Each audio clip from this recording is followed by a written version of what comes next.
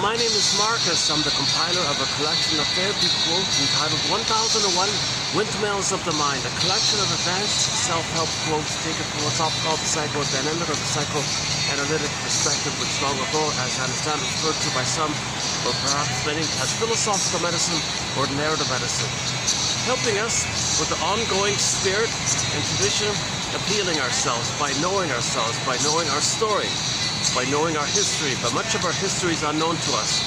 And if that history is based on trauma, and we don't know that historical story, that psychological, emotional, historical story recorded in the implicit memory system, the procedural memory system, the body remembers, somewhere in the psyche, somewhere in the invisible, somewhere in the system called the psyche or the mind, it's recorded. And our physiology reflects it. The amygdala is flared up, pumping up cortisol, adrenaline. The amygdala is going to be in response to the memory of the traumatic, painful, emotional, interactional pattern called an insecure attachment style. Mother fails the baby. Mother uses the baby. Mother is misattuned, malattuned, maybe confused, well-meaning, doesn't know how to do it. The bond is broken, and she can't understand the signal. She gets frustrated, and it transfers her memories onto the child, and then reenacts her past using the child in the present to deal with her past. The staff are preparing for the rain, I think. Well, that's okay. Let's just keep going here.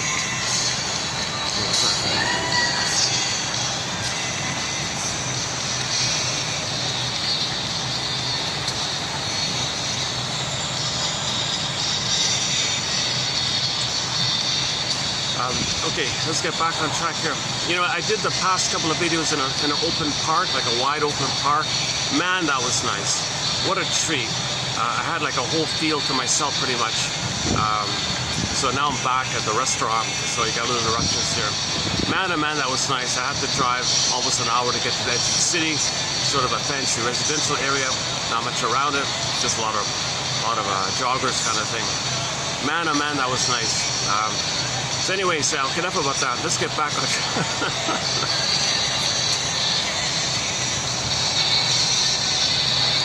Okay, let's pick up here. It's funny, when I get interrupted, sort of the flow I was going in on. It's funny, that might trigger what Hollinger said. If you have an interest, you're discussing something and you're interested, you're focused, you're interested, and something interrupts you, it's kind of like, it might trigger that your need for curiosity, your need for the pleasure of communicating, your need for connecting, your pleasure, your connecting. So I have a need here to identify my interests, share and connect. And there's a pleasure related to that. And then, like, if there's an interruption, it's a minor thing, right? But it could trigger. If I feel a little stressed, it could trigger. If the original time when the baby had a delight, had an interest in something, and mother interrupted it, said, no, don't touch that. Or mother was jealous or something, envious of you. I didn't get a chance to, you can't leave me, you can't know yourself, I need you to take care of me, you can't be free and independent, you gotta take care of me. Squash your interest. Because when the baby's interest is squashed, the child thinks, well, he was interested in it, but he thinks the mother rejected his identity. When mother says no too much, the child thinks he's no good. Okay, once again, play that song by the singer Linda Ronstadt in the background. Every time mother says no, he's bombarded with the song by Linda Ronstadt blaring on the speakers. You're no good, baby, you're no good. Don't touch that. You're no good, baby, you're no good. No, stop it, you're no good, right? So you can imagine the deep imprint, the deep feelings of shame and distress around that kind of thing. So we don't remember that kind of thing. So I kind of make the inference that I just got started. I got set up here, started the video, and some trivial little, I don't know, I guess they were doing their chores or something. They didn't need to do it. It's kind of like I just got started. Someone wanted to come around and check things out or something. So I feel that. Yeah, I feel a little.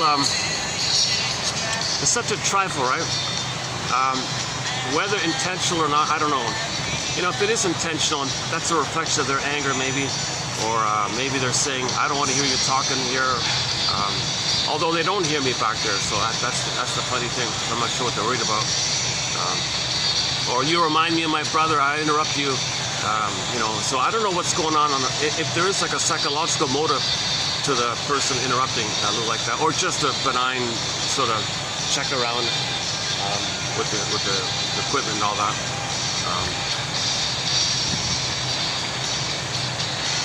But that's Hollinger's point. Paul C. Hollinger. We just recently did a 4-video preview run on the work of Paul Hollinger's book, What Babies Say Before They Can Talk.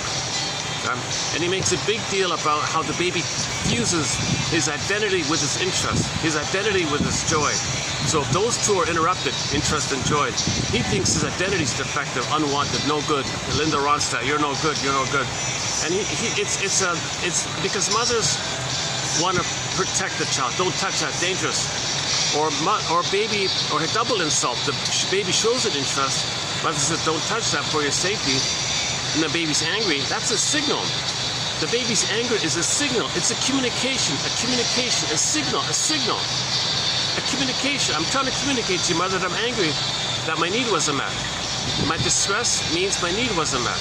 The stress comes from when needs are not met. Now stress can go to fear, anger, and shame. So if it does go to anger, mother, my anger here comes from the stress. The stress comes from my need not being met because you interrupted my interest, and I thought it was defective. That's shame. That's shame and stress. Now I'm angry like that. So I'm communicating to you my shame, stress, and anger. She says, you don't have the right to get angry at me. What do you think you're talking to? And shames the baby. Now he's more distressed like that. Okay, so again, he feels rejected, more shame, more anger, and what ends up happening is that the baby's anger, which is rejected by the mother, it rebounds in on itself. Now he can have psychosomatic symptoms. He can actually develop stress in the body, leading to future psychosomatic symptoms. And then part B of it all is to blow off steam. He looks for excuses to think that someone else out there might be his mother. So look for the other, make him think it's the mother, but not let him consciously think it's the mother. But if it's the other and the mother, then he gets his anger out of the other, thinking it's the mother, but not knowing that it's not consciously knowing that he's doing that kind of thing. Called rationalization. So in the last video, okay, in the past couple of videos, I talked about prejudice. Go to part 3 of 3 of 3051, part 2 of 3. I covered the 2 main theories on prejudice. And yesterday's video, yesterday was a very unusual video. I went on a rant. That's like maybe like the first full-on rant I went on, and the closest thing to a rant I've ever done, I guess. So I was in the taxi, and I suddenly, it takes me an hour to get here. Well, yesterday it took me almost an hour to get there, so I was reading the thing in the taxi, the poem in the taxi. And my God, I was bombarded with all this news, and it kind of made me feel sad. I teared up by some of it. A lot about prejudice and greed and envy going on. And so I went on a rant yesterday about prejudice, and I was trying to dig in. I was trying to dig deeper. I was just free associated. I made my disclaimer. I'm not a shrink. I'm not a forensic psychiatrist. I never studied psychology. I'm just searching around, brainstorming kind of thing, free associating, brainstorming. But it was in a rant form because I was feeling kind of disgusted by all that news. So if you're willing to put up with my rant, you might get some glimmers of ideas around prejudice in the last couple of videos. The last one, and then the one before, part 2 of 3. So I really spent a lot of time on prejudice. Man, oh man, I'm tempted to do it again here, but let's. I want to maybe start to shift gears a little bit, and we'll cycle around back on prejudice in future videos. But that interruption by the stop there, maybe just link up with what we talked about recently about Hollinger. So I'm making the inference that as a child, I had an interest. I was focused on something. Maybe I was reading a kid's book or something. I don't know. Maybe I was learning how to play with a toy or something. And envious or demanding or whatever happened, if the mother was lonely and wanted comfort and interrupted me, you comfort me. I'm upset, you comfort me, you're my teddy bear. You mother me, you soothe me, you take care of me. I don't care about your interests. You take care of me. It's all about me. I'm a narcissistic, entitled one. You take care of me. I made you to find me. I made you to soothe me. Some others parentified their children. Take care of them. Maybe something like that happened, and I don't remember that. That's part of my history. You see, that's part of your history, which we don't remember. And if you don't remember that kind of history, it haunts you like an albatross. Okay, an albatross, pardon me. It haunts you like that. And it has the force of the iceberg metaphor. It's a survival area. The imprints in the survival brain. So it's driving you like that. It's kind of pretty powerful like that. So maybe I don't remember that kind of thing. So if I do start in on a video, like I did just now, like I just did now, right? And I set up, yeah, I wiped off the sweat. said hello to the swans. How you doing, swans? When they were there. And I'll show them to you later when they appear. They got 3 swans at this nice place. This is the swan place. When I talk about the swan place in other videos, I'm talking about this place here. Yeah, there's 2 of them there actually.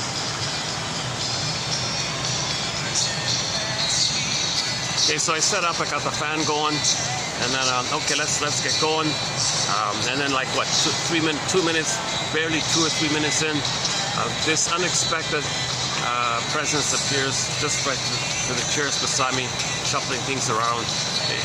It seemed out of place, like it wasn't necessary. So I just said to myself, oh, they're preparing for the rain or something. Maybe they want to. But I realized there's no rain. There's no rain. It's sunny out there. So I think I made a mistake. So now I'm thinking maybe it does have the vibe of. It was vibish enough for my amygdala, for my automatic nervous system. It had the out of context vibeness that my pleasure was being interrupted by someone who had some emotional issue or something. So I don't know what her emotional issue might have been. Maybe it was. I thought maybe they don't want to hear me talking, but they're way at the other end. They're indoors at the opposite end. They don't hear me. I've checked it out several times. They don't hear me. A lot of noise. You don't hear it, but there's a lot of background noise. There's a huge fan and the water here, and the sky train's back there. That building has some kind of vent, air AC fan or something. I'm in a noisy place. That's why I try to talk a little louder when I come here.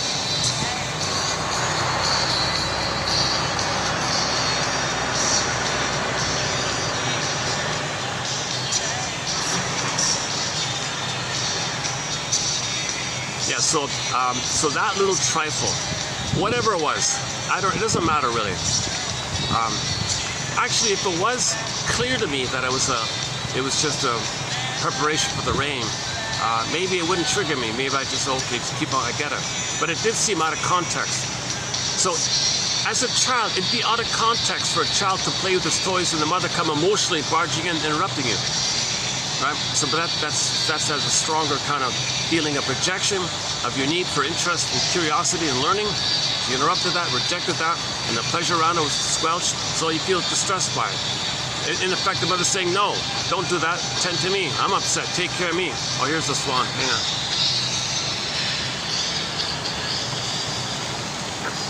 All right.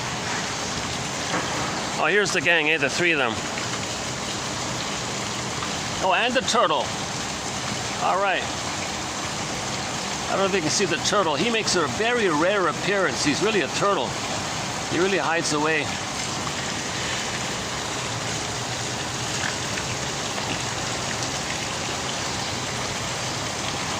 Oh, yeah, the swan's pecking at him for some reason.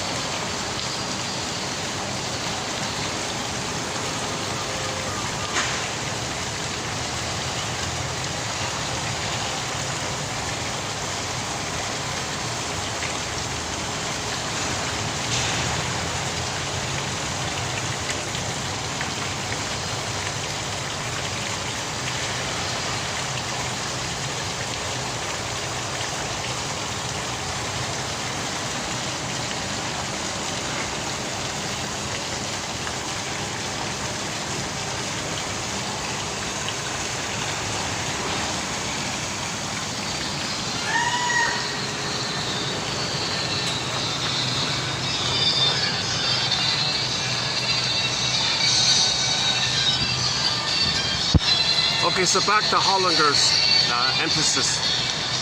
Okay, the child has a need for curiosity, interest, wonderment, learning, stimulation, learning. It's part of his identity. I want to learn. I'm curious. I'm interested in this. I want to learn. Okay, and there's pleasure associated with that. If that's interrupted, there's stress because the need wasn't met. Once again, when needs are not met, you're going to feel stress. Okay, now that stress is often associated with fear, anger, and shame. Okay, so I must have had that. I must have had enough of that where I had that in my history, and I haven't fully identified it. If a little interruption like that by somebody who maybe was triggered by my doing a video and want to interrupt it, or maybe was saying, "Look at me," maybe had a personally, "Look at me." You never looked at me. You looked at the other people. You don't look at me or something. That's true. I don't really notice that. Yeah, like I greet all the people when I arrive, kind of thing. If I don't see them, how can I greet them? You didn't greet me. Oh, I didn't see him. Maybe. I'm just making it up. I don't know what it is. If the other person has some kind of need, okay, on some end, if there's some emotional motivation on their end, okay, and using the fake excuse, well, I want to check the chairs or something, that might trigger the mother thing. That might trigger the mother thing. Nothing. You got to think about triggers as being just catalysts. There's no offense. There's nothing like that. There's no. That's the nature of triggers. The slightest little resemblance in any kind of way, it can trigger an immense emotional feelings in the past called trauma, relational trauma, interpersonal trauma, developmental trauma, attachment trauma, weaning trauma, strain trauma, accumulation trauma, whatever you want to call it. Okay, and Leon Saul calls it a negative interpersonal emotional pattern. And that's kind of intense there, right? So it's eager to come to your attention. It wants to make it into your consciousness because the consciousness is the healer to accept what's unknown about you, called mourning and self-acceptance. You don't want to deny so much of yourself. You don't want to repress and deny and make unconscious. And by the way, all the traits of everything about you that you don't know, called the repressed self, the secret self, the shadow soul, the one who walks with me, who's not like me, who is me. Someone's living my life and know nothing about him. The literature is a double motif. And we want, and this is everything about us that we don't know. You create a character called double motif. If this double motif of us holds our history, holds the story of our trauma. The double self holds the history and the story, the narrative of our trauma. In order to heal, consciousness is the healer. So there's some kind of dynamic to make the unconscious conscious.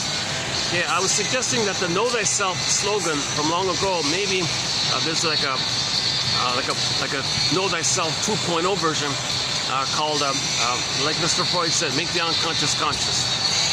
So this dynamic where the unconscious trying to come up into consciousness, okay, that's what these quotes are for, to facilitate the pathway for it, to facilitate some way to put the pieces together, put the pieces of the puzzle together, make the inferences, put the clues together, pieces together. We got to be a story detective, story detective here. So little things in the present. Okay? If you feel some kind of enough of a triggering that interrupted what I was doing. See, I'm way off topic here. When I started this video, I was going one path.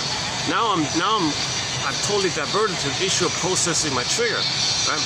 So now I'm talking about triggers. Now I've changed topics, right? To address this thing. That means I'm triggered if I'm not talking about being triggered, right?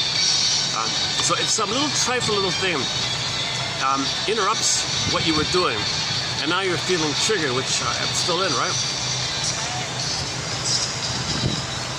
So I make the inference.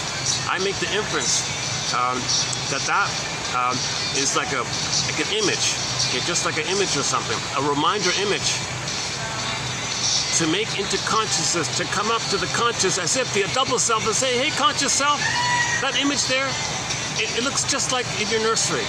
It's just kind of like it. So because it's there, I want you to make the link. I'm going to bring up the feelings linked to that image. If that image is a symbol of what happened in the past, now you feel it, could you please make the link between what that image represents, the past, and how you felt? Oh my God, thank you unconscious self, thank you secret self, thank you double self. So you mean the image represents a mother interrupting me. When I was a child, I was trying to learn, mother interrupted, I was all upset. That's right, now you're getting somewhere. Okay, so you're finding a story, you're trying to find your story, like that.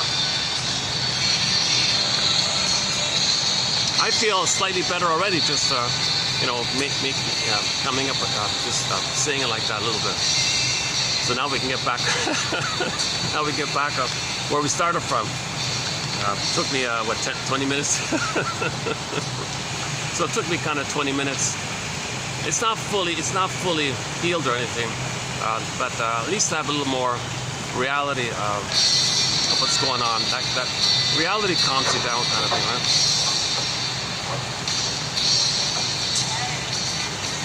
So yeah, I still feel a little bit. I still feel some anger at my mother for interrupting me. There's still some anger about that, like son of a gun, right? So now if I were, I've never been analyzed. If I were in an analytic situation, I would say to the analyst, you know, more I would go down that path and reassociate around the impingements and demandings on the mother, how infantile and immature, you know, because she was very traumatized herself. She had a lot of trauma herself, so she turned to me to take care of her all the time. And it's pretty clear if she had an agenda like that. One of life's little switches. Play the clip from the TV show, the old TV show called Celebrity Playhouse, an episode entitled The Fleeting Years. Yeah, there's a good line in there where a mother parentified her daughter. So this daughter grew up and didn't know her interests, didn't know what she liked, didn't know her curiosity, didn't know anything about herself. And it finally dawned on her, that's because the mother used her to take care of her. And the line in the episode was, you know, mother, shrinks or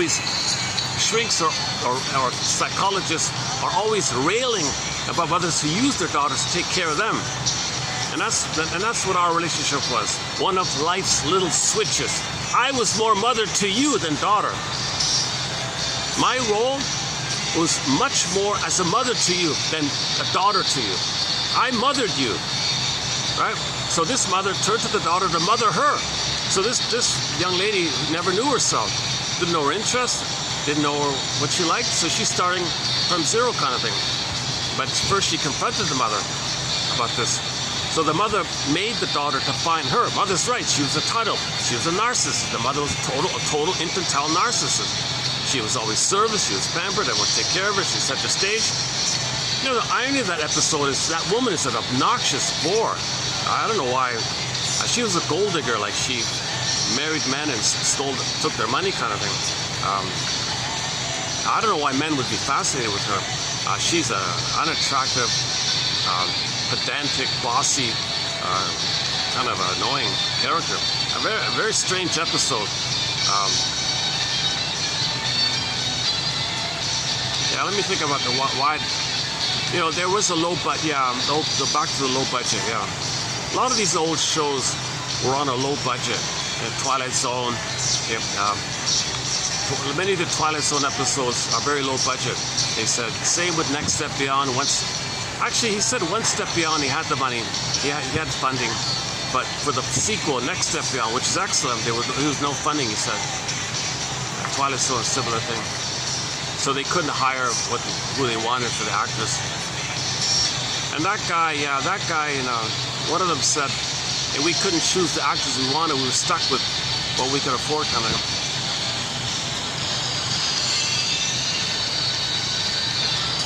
But focus on the script. Yeah, focus on the message.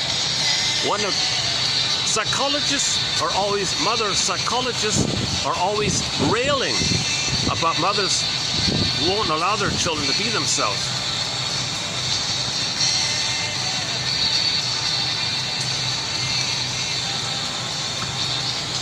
Our relationship is one of life's little switches. I was more mother to you than daughter.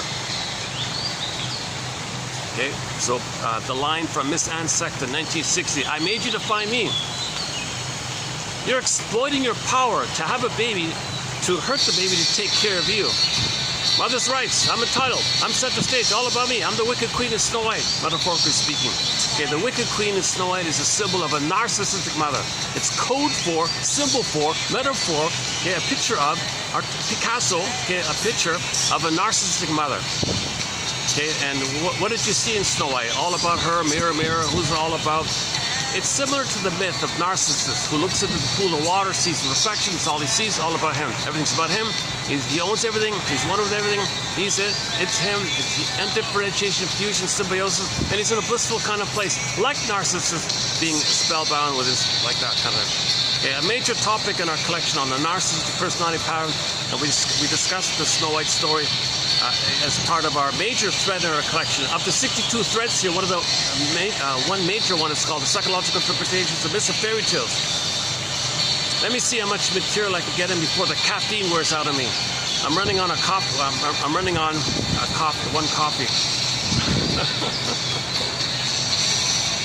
I'm not a caffeine drinker, so it's fun. Real irony, if I can get the good juice, I can talk calmly for 8 hours and still feel fine. Can you believe it? If I have like a good fresh pressed guava juice, I mean like really good, the good one, I feel calmer. It's like spinach for Popeye. I feel calmer and I can talk calmly in a more relaxed way for 8 hours, and when it's over, I feel fine. I feel good. Now I can't find that product anymore. Out of season, hard to find. When it does appear, it's sold out instantly. I almost never can get it. So I take one coffee now, and I get this burst of it. I get this speedy effect, but it only lasts for maybe 2 hours, and then I feel sluggish. So look at that, eh? A half a liter of good juice can make me speak calmly for 8 hours and still feel good, and time flies like that. Versus this anxiety of the caffeine, which makes me a little excited for up to 2 hours like that. Okay, enough about the caffeine. Enough about the weather. Enough about the venues. So let's back up here. Let's back up to basics here. My goodness, let's back up to basics here. The child has what's called a budding beauty, called the emerging self. He's meant to feel embodied at home within, called the feminine element, the feminine principle, this feeling of being real and alive. It's our home within to feel like this hum within, this emotional aliveness. It's our home. We feel warm and alive in our body. When mother hurts us, it all goes flat. The image is the pin goes on the collar. What do you know? She was right, it is raining. Oh, maybe I got it all wrong. I feel some raindrops here.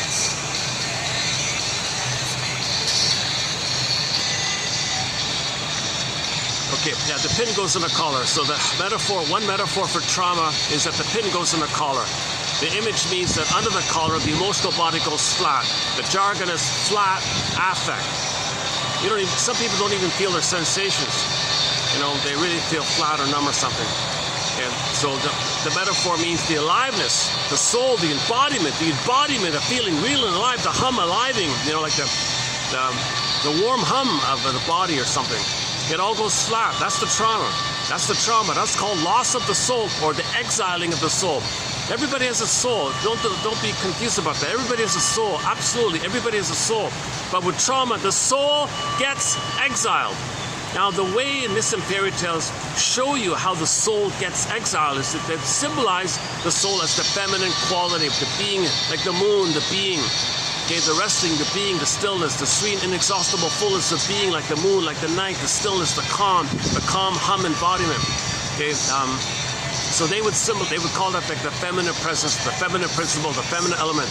That's the embodiment. They would then say it's the feminine quality, like the resting of the moon, the stillness of the moon, the body, the still, beautiful, powerful, like the moon, like that. So then they would symbolize the princess. Okay, so a woman, a feminine, they would symbolize the princess as a symbol of the feminine, of the embodiment. Okay, the embodiment is the soul. So the princess is a symbol of the soul. Okay, so the exiling of the soul is when the princess gets sent into the forest. That's the unconscious. Forest means unconscious, and she's locked in the tower like Rapunzel, or Snow White. Okay, gets sent likewise into the other place, and she's in a deep sleep, in a coma, in a glass box in the forest. Or, okay, so many versions. Or the princess, maiden king, morphs into a swan, morphs into a bird, and flies away. Or the princess can morph into an animal, like a wolf or a fox, or take your pick, any kind of animal. Okay, and then or a bird, it can fly away. It's escaping, it's exile. Hence the title of one fairy tale, Go I know not whither, and bring back I know not what. So we feel estranged from our soul. We feel our soul is lost, like something's missing, something's missing. That's the usual way it's identified at midlife. Something's missing. Well, your soul is missing. Your feeling of being real and alive in the embodiment, like the Velveteen Rabbit also. I want to feel real and alive. What does it mean to feel real and alive? That's the soul. It's called embodiment. That's missing. So that's sort of the opening kind of premise. If the baby has a negative dynamic with the mother, okay, he's got to protect his soul. The soul is exiled. It goes in the collar, flat. Long ago in ancient Greece, the term for this was athimoalexia. No feelings for your words. Nowadays we call it alexithymia. No words for your feelings. Take either way. Man, oh man. And then that's one coping strategy. Okay, to exile the soul. Now, how does the child function in life? He did get the pain with the mother, which caused the soul to fly away. What does he do with the pain with the mother? What does he do with that pain? When Love and Pain are the same, sings Pat Benatar in her song called Hell is for Children. What does the baby do with that pain? When he thinks he expects love and all he gets is pain. So he equates the pain with love, called the libidinalization of pain, the libidinalization of psychic pain. Mother's rejecting, mother's negative attitude, mother using the baby, exploiting the baby, shaming the baby, guilting the baby, your fault baby, okay, this pain, the baby libidinalizes it, thinks it's pleasure, called the pleasure and displeasure phenomenon. So this thing is called psychic masochism, a quote-unquote major crime. Mother was a criminal and the baby is kind of covering up. Two criminals in the metaphorical courtroom by Edmund Burglar, one of our mentors. Now he can't know this. No child can know that mother swapped away love and gave him pain. Oh, the pain is love? That's right, baby, pain is love. No baby can know that mother betrayed him so much. Not only did the mother fail him, she betrayed him and exploited her power to use him. That's why the mother is considered to have died in fairy tales. The mother died at birth, and the step one came in.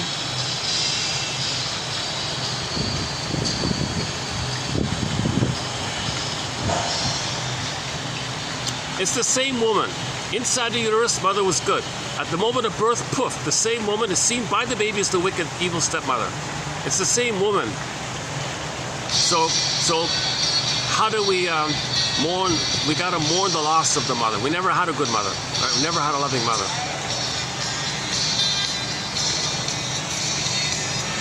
How does the child cope with this situation? How does he adapt? How does he survive, kind of thing? Well, okay, number one, exile the soul. Okay, pin goes in the collar, soul flies away. Now he's got to interpret the pain that's love. Quote-unquote major crime, he can't know it. How does he make himself not know it? He's going to be fixated at this rejection point called psychic masochism. So he's now fixed at a place where disappointment, dissatisfaction, abandonment, depression, abandonment syndrome, sadness, rejection, if that's love, now he fixed at that kind of point. Okay, now he can't know this point. That's the major crime he cannot know. Okay, enter the courtroom metaphor. The soul hires a lawyer. Help, lawyer, help me. Lawyer says, Judge, come on, cut up some break here. Judge says, well, did the baby save the mother? No. Did he libidinalize the pain? Yes, he's guilty. Oh, come on, Judge. So the metaphor means, so ultimately they agreed to let the soul or the person confess to a lesser crime. Okay, what they mean by this confession to a lesser crime called pseudo-aggression or the rescue station is the system knows that the baby thinks he's a god. He's got to make everything happen. Infantile megalomania. He creates everything. So enter the Faustian deal. The baby makes the Faustian deal.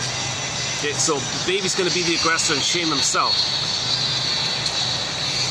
So if he's going to be the aggressor and shame himself, He can't be aware that he's shaming himself. He can't be aware that his pseudo-aggressive, his dysfunctional lifestyle, his defensive lifestyle, his neurotic lifestyle, in whatever form it takes, okay, he's going to confess to that.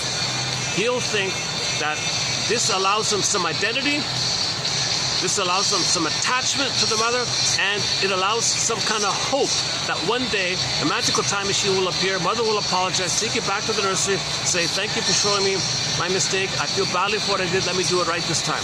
Okay, no time machines, you can't undo that kind of thing. So now the person, this is called a defense against psychic masochism. Psychic masochism itself is a defense. Okay? And now as a defense against that defense, we do pseudo-aggression. Okay, dysfunctional living, whatever it is.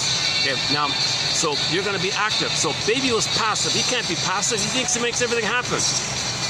Babies think they make everything happen. They're kings and gods. They make everything happen. They're a king and a god. Everything that happens, they do it. They're autocratic, self-sufficient, infantile megalomaniacal, glorified, grandiose gods. Babies, they're literally like that. Fine. That's a natural phase for a baby. So if the only thing he can make happen is to hurt himself, that's the confession to a lesser crime. He'll hurt himself. That means he gets his identity. He salvages a crumb that he makes something happen. But the only thing happening is mother hurts him. Due to attachment theory, he becomes the mother. Faustian deal. He's got to sell his soul. He's got to sell his soul like that. But he can't get to the point of understanding that mother failed him and betrayed him and used him and exploited him. Too much pain like that. No baby can admit the reality that mother's hurting him. He'd be a goner. He'd be flooded with too much cortisol. He'd go kaput. He can't know it. So enter another defense mechanism called confession to lesser crime. Okay, so now he'll engage in any kind of dysfunctional, defensive, neurotic kind of lifestyle. But the rigmarole, okay, the rigmarole, the whole routine circles around where he, no matter what he does actively in his pseudo lifestyle, in his pseudo living, provisional living, no matter what he does in his defensive way of living, and no matter what excuses he comes up with to make him believe he's important, neurotic pride, okay, he's gonna have like a lot of neurotic pride. He's important. He's got a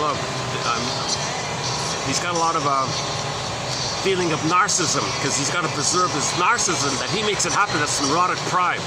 So he's going to save it. He's going to salvage his narcissistic pride, okay, or narcissistic supply, narcissistic pride, narcissistic identity like that. So he's very excited, like in this neurotic living, okay, this narcissistically neurotic living, whatever form it takes, whatever branching it takes off. Okay? So he's got to believe this narcissism. He's got to believe that's who he is. Because he can't face the deeper truth of what mother did to him.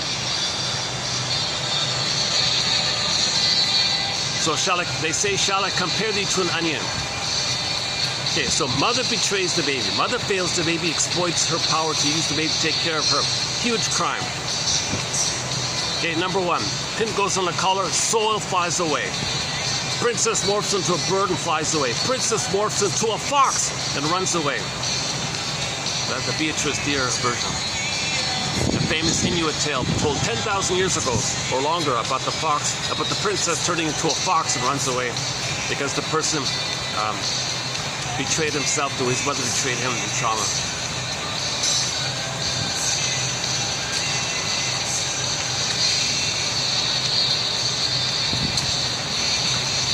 It seems this issue of the transition to when we became a traumatized version of ourselves is somehow connected to how the baby needs an extended social interpersonal womb with the mother. And if whatever reason she can't offer it, the trauma is going to be there. And there may be sociological factors, economic factors that prevented a mother from providing that blissful oneness that all babies see. Even to this day, a lot of mothers don't stay home for the first 18 months to meet the baby's needs. They get them past the narcissistic place. Some mothers don't even stay home for the first 4 to 5 months. That's really key.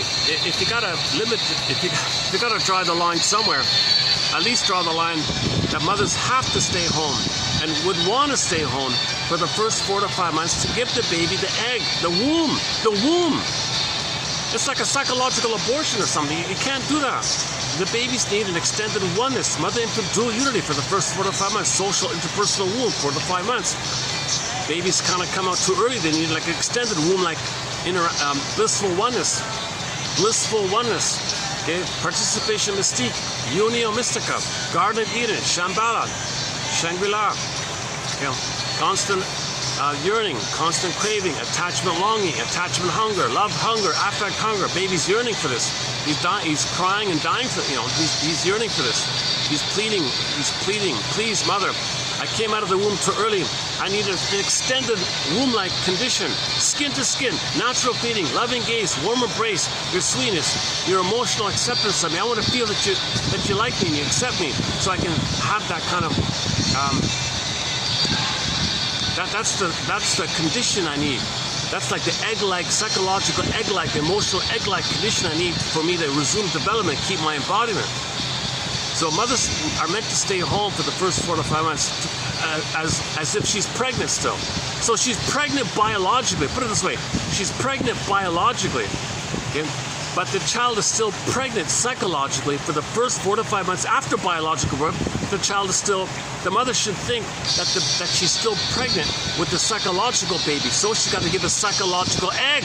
The first 4 to 5 months is a psychological egg. So mothers are meant to, should stay home. Oh, sorry about the should word.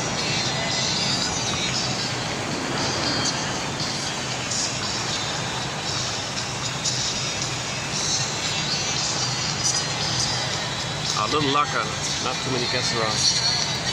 When there's no event or party or booking or something, these guys stay open in the afternoon, so sometimes despite it's like just a couple of guests. Most of the guests, yeah, they're all indoors, yeah. Okay, enough about the venue. I feel like, yeah, I'm still in rantish mode, right? Like, I've just started a bit of a rant, where I'm kind of shouting and talking in an excited way or something.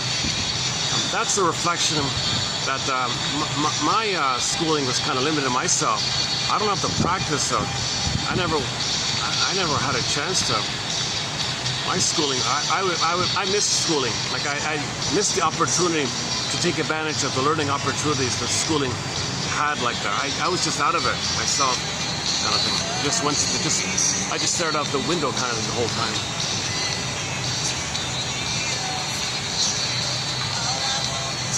It's only in midlife I started to take more of an interest in learning. So my learning kind of began, like around 40 kind of thing.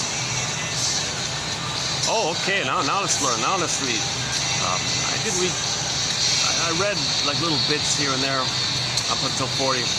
I never read like full novels, and they're boring. I want to know why. Why is the couple fighting all the time? This is boring, snoozeville. I don't need this pseudo excitement, this pseudo aliveness called adrenaline and blowing off steam and this fighting kind of thing. And the gotcha games and gotcha game. Why is this going on here? I'm not interested in this. I'd be interested in the why of it all. So finally, the why of it all is what we're focused on here. Why? So in the show, do I have it here? In one of the episodes of the One Step Beyond series, the narration, one of the closing narrations was. Well, you just watched this story here. Thank you for watching our episode here, everybody. So now you know where the story took place and who was involved, kind of thing. But it's the how and the why of it all. That's the next step beyond the unconscious. That zone between making the unconscious conscious. That zone in between, the twilight zone, the zone between unconscious to conscious. So you're unconscious, you want to be conscious, this whole middle zone. They call it the twilight zone, okay, or one step beyond. Right. So beyond your current knowledge, it would be beyond if you include something from the unconscious. You're one step beyond, next step beyond, like that. You mean like that? Do I have it here? Hang on a second. Oh no, that was an earlier video. We passed it already. It's a recent quote from the TV show Next Step Beyond. I kind of like that. It kind of summarizes the whole thing. So, dear viewers, thank you for watching our show here. I'm glad you could turn on your TV to watch this episode of the Next Step Beyond. So, in this episode, you saw who was involved, you saw where the thing took place, but the whole why of it all, and the whole how and why of it all, like what's it all about, kind of, that's the next step beyond. That's the twilight zone. You're entering into another dimension. A dimension not only of sight and sound, but of mind. Next stop, the twilight zone, one step beyond.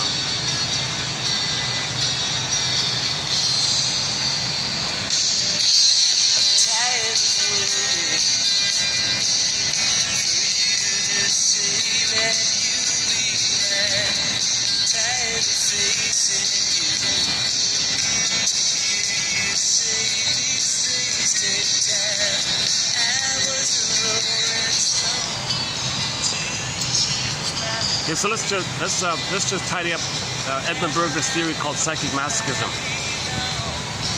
The child libidoalizes the pain, the guilt, the shame. Feeling's effective, feeling no good. Oh, it's pleasurable.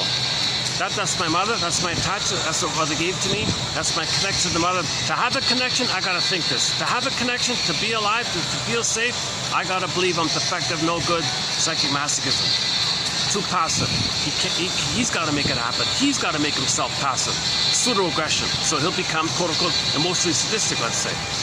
One version of the rescue station might be the emotional sadism one, the schadenfreude one, being sarcastic towards others. So let's do that one now. If the person is going to be pseudo-aggressive as a defense against an emotional psychic masochism, they'll layer over, like cloak over, to make you unaware of it.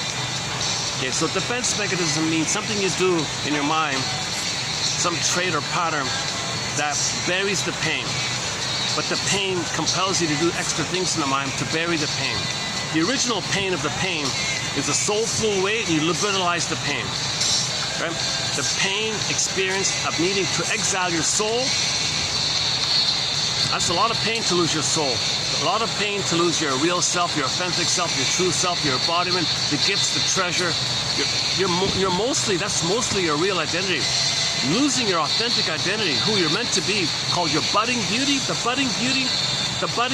Snow White called the budding beauty, the emerging self, that emerging self related to feeling your ontological self, your sense of self, your beingness, to have that, the buddingness of that, to be frozen in exile, that's a real disappointment. There's a pain so utter, it swallows substance up, then the person, hold on a second. Give me a second.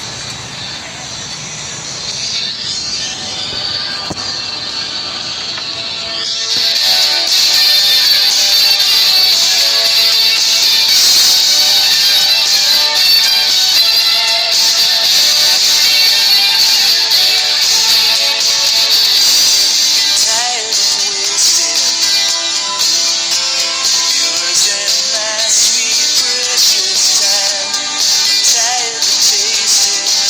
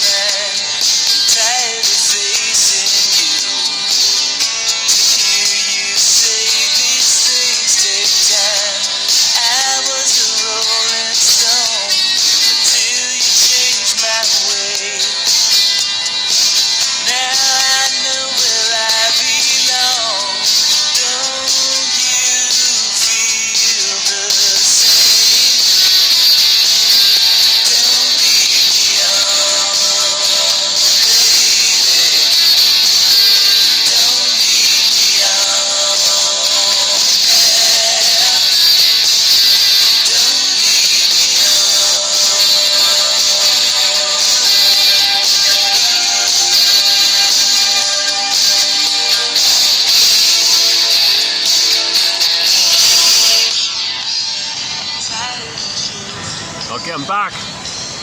Did you miss me?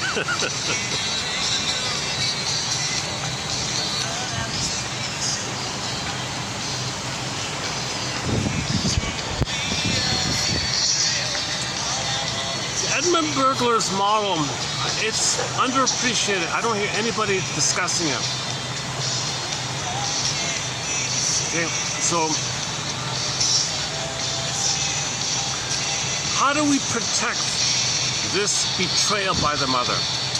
How do we protect the crime that mother betrayed us? How do we protect her? How do we whitewash and cover up for her? How do we say that she's wonderful? Because we need to say she's wonderful for our survival, even if it's a lie. Psychic splitting. Yep. So the way to cover up is to be her. See, if you are her, where you're like covering for her. Like you are her. She's inside you, kind of thing. You know, it's a disturbing kind of thing. That's why you're so eager to protect her, because due to attachment theory and due to the need for a narcissistic identity at the beginning, you and do also that you don't want to feel the pain of her hurting you, you become her to manage it, kind of thing. So you're managing the pain if you become her. Okay, so this is called the emotional contagion. The emotional contagion of mother's hostility deepens the imprint. Yep. This pain, the way one side of how the baby deals with the pain is, I can't have this pain, I gotta be it. So you manage it if you be it, kind of thing. So you're trying to manage the pain of the mother. Well, if you own her, like I'll be her, I'll see if I can manage mother. If I am her, maybe I can change something. So you're kind of like being her in a way. That's called identification with the aggressor, to manage the pain. Okay, the benefit is you can take her power as your power. Okay, so that's the Faustian deal. Remember the power? You have all this power. So you got mother's power like that, Faustino, but you got to shame yourself, and you got to protect her. Plus attachment theory. Every baby's got to have a mother somehow. So, and the Faustian, the reason they say he lives forever with this power, with this deal, is because that part of the brain doesn't know time. It's timeless. That's why it's forever. That's all that means. He doesn't literally live forever. He has no sense of time. So it's kind of like if there's no time, it's timeless. They say forever. You'll experience timelessness. You'll experience eternity, infinity, no time. Wow, that's quite a deal. Mr. Goethe was a bit of a genius to, kind of give us a story that we now have the phrase, the Faust complex, or the Faustian deal, the Faustian bargain, the Faustian pact, called identification with the aggressor. Okay, so Ferenczi came up with the phrase identification with the aggressor. You know, Mr. Freud said he became a shrink because of Goethe. He said he read Goethe and he was inspired by the psychology of the literature of Goethe and picked up on Goethe. And Freud got some literature award because his writing style in German, not the perverted translation, in the original German, he kind of has a Goethe-ish tone like. He kind of emulates Goethe in his writing, apparently in German. So Freud got a literature award. Freud's writings in German is considered, in the literature spirit, you would never think it when you read the perverted English translation. I know they're totally different ball games almost. That's why we don't have any Freud quotes here. With the rare exception if the German author says Freud said such and such. If Helmut Kaiser, Karen Horney, Edmund Burglar, or any of the other, Melanie Klein, or Margot Mahler, if any of the other German speakers say Freud said whatever, fine, we'll include it. Those are very rare. That's very, very rare. The other exception is the book by LaPonche on Pontalis. I think they did a good job. A book called The Language of Psychoanalysis, where they themselves, the French speakers, took the German into their French mind and then into the English, I guess, like that. So you skip that perverted stuff on the other side like that. So you don't have there's no proper speaker of English in their first language, whoever translated Freud. It's never been done, apparently. So the best thing we have is what these two French guys came, Laponche and Pontalis. So that book is very good. I've already plucked out the best entries from that dictionary in our collection here. I went through it and I think I plucked out the best ones already. Something we do with all the dictionaries and all the glossaries of terms like that. I'm trying to pluck out the best entries and put it in our collection here. Likewise, with all the various authors, I try to pluck out the best quotes from all the excellent analytic authors, Grotstein and Ogden, and Masterson, and Janoff. I'll do a preview of Janoff here. Before we do today's batch, which is 53, I want to do a little bit of a preview of something Arthur Janoff said about oxytocin. Something I'm not familiar with the biology of. I'm not familiar with the cortical biology of love, right? The love hormone. But since in the last video we talked a lot about how money is the breast. Well, if money is the breast, or symbolic, if money's symbolic mother, symbolic love, symbolic breast, because the baby wanted a oneness of the breast and a blissful feeling. That blissful feeling is oxytocin. So I thought, why don't we talk a little bit about oxytocin? So this morning I plucked out a couple of quotes on oxytocin. To think about, well, maybe with the money that we're looking for the oxytocin, but it's all fantasy flipped up by fantasies. It's not the real permanent set in. Like there's no setting in the mind of some regular, stabilized, sustainable, normal oxytocin, natural homeostatic flow of oxytocin when mother loves the baby.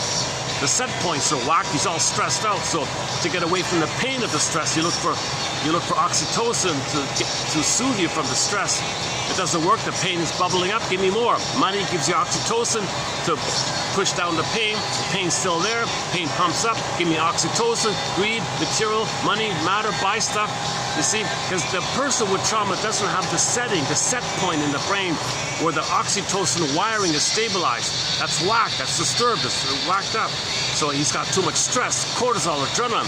So Janoff's saying oxytocin has the effect whereby you can, for at least for a brief time, not feel the pain if you have the chemistry of love in there, the chemistry of safety and serotonin and oxytocin, because oxytocin means you're connected. Connected means you're safe. Safe is serotonin, and what allows the serotonin is the bonding hormone, the love hormone called oxytocin, right? So what I'm trying to explore is, what is the link between money and oxytocin? Put it that way.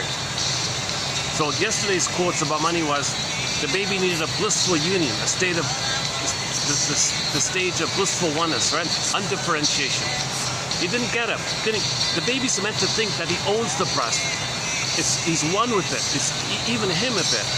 Him and the mother, the system is one, and that's a blissful kind of thing. And that blissful kind of thing is filled with oxytocin and serotonin, obviously. The good feelings, the paradise and all that. The chemistry of love or something. The chemistry of Garden of Eden. If the Garden of Eden had a chemistry element to it, maybe it's oxytocin and serotonin or vasopressin or whatever it's called. We'll get there. We'll get there eventually with the new terms coming up. So this topic on money is a new thread we just started recently with the gold digger and the miser and the spendthrift called money neurosis, where you use money as an expression of your infantile disturbed interaction with the mother. Money's going to reflect that. Okay, so if you think of mother's love, you'd be greedy. Okay, mother deprived you, you'll hoard, and you'll be stingy towards others if mother was stingy towards you. The spendthrift is a gesture where I wish mother gave me. I wish mother was generous, so they'll be generous to say, I wish mother was generous. The negative one is, I didn't like mother to deprive me, so I'll deprive others. So this kind of activity, where money is an expression of the infantile trauma, the interaction with the mother, that's called the money neurosis. It makes a person dysfunctional, makes people irrational, makes people have wild triggered emotions of fear and shame and rage and humiliation around money like that. That's why most people don't want to talk about money, because it's going to bring up this issue of shame and rage with the mother. If anybody talks about the psychology of money, it's because they're going to have to talk about the mother. No one wants to talk about the mother. You see, that means we're still protecting her. We're whitewashing mother's lovelessness. Okay? Now, we're not trying to, what we're facing here is the mother shamed the baby in her attempt, her positive attempt to know that she was shamed herself when she was a baby with her mother. She doesn't remember that history. History repeats itself. So she shames the baby in an attempt to get her history that she was shamed. So that's why she's shaming the baby, because she doesn't remember that she was shamed. In an attempt to remember that she was shamed, she shames the baby, because she made the Faustian deal. The baby will play her, she plays the mother. All right, baby, you play me when I was in the nursery. I played my mother when I was in the nursery. Mother hurt me, you're me, I'm the mother. I hurt you because you're me and I'm the mother. Now, because of the fusion, I'm going to hate you because I hate my mother. Okay, this whole... And we tied that up to prejudice as well, this whole area. So we don't, back to the opening, when we don't have our history, we repeat. So back to Mr. Freud, his most famous essay, memory, repeating and working through it. We don't remember our history, so we repeat, thinking we can undo the past, change the past, get a better past, but there is time. It doesn't work. So we're repeating in an attempt to remember. Some people say, well, I don't remember, so just repeat. No, whenever you're repeating, it's called experimental recollection. You're trying to remember. So you gotta cooperate. You gotta cooperate with the innate draft beginning by making the unconscious conscious. Your double self is saying, come on, cooperate with me. Help me out here. I'm giving you the story. I don't have language. You find the language. You find the words. You piece it together. I'm giving you clues. By making you do a behavioral symbolic transfers, acting out, recreation, replay. Come on, put words to it. I want to be late. So that's like the ghost idea. The ghost is haunting us like this. So Lowell's line is, the ghost wants to be laid to rest. The ghost wants to be laid to rest. Come on, man, I want to be laid to rest here.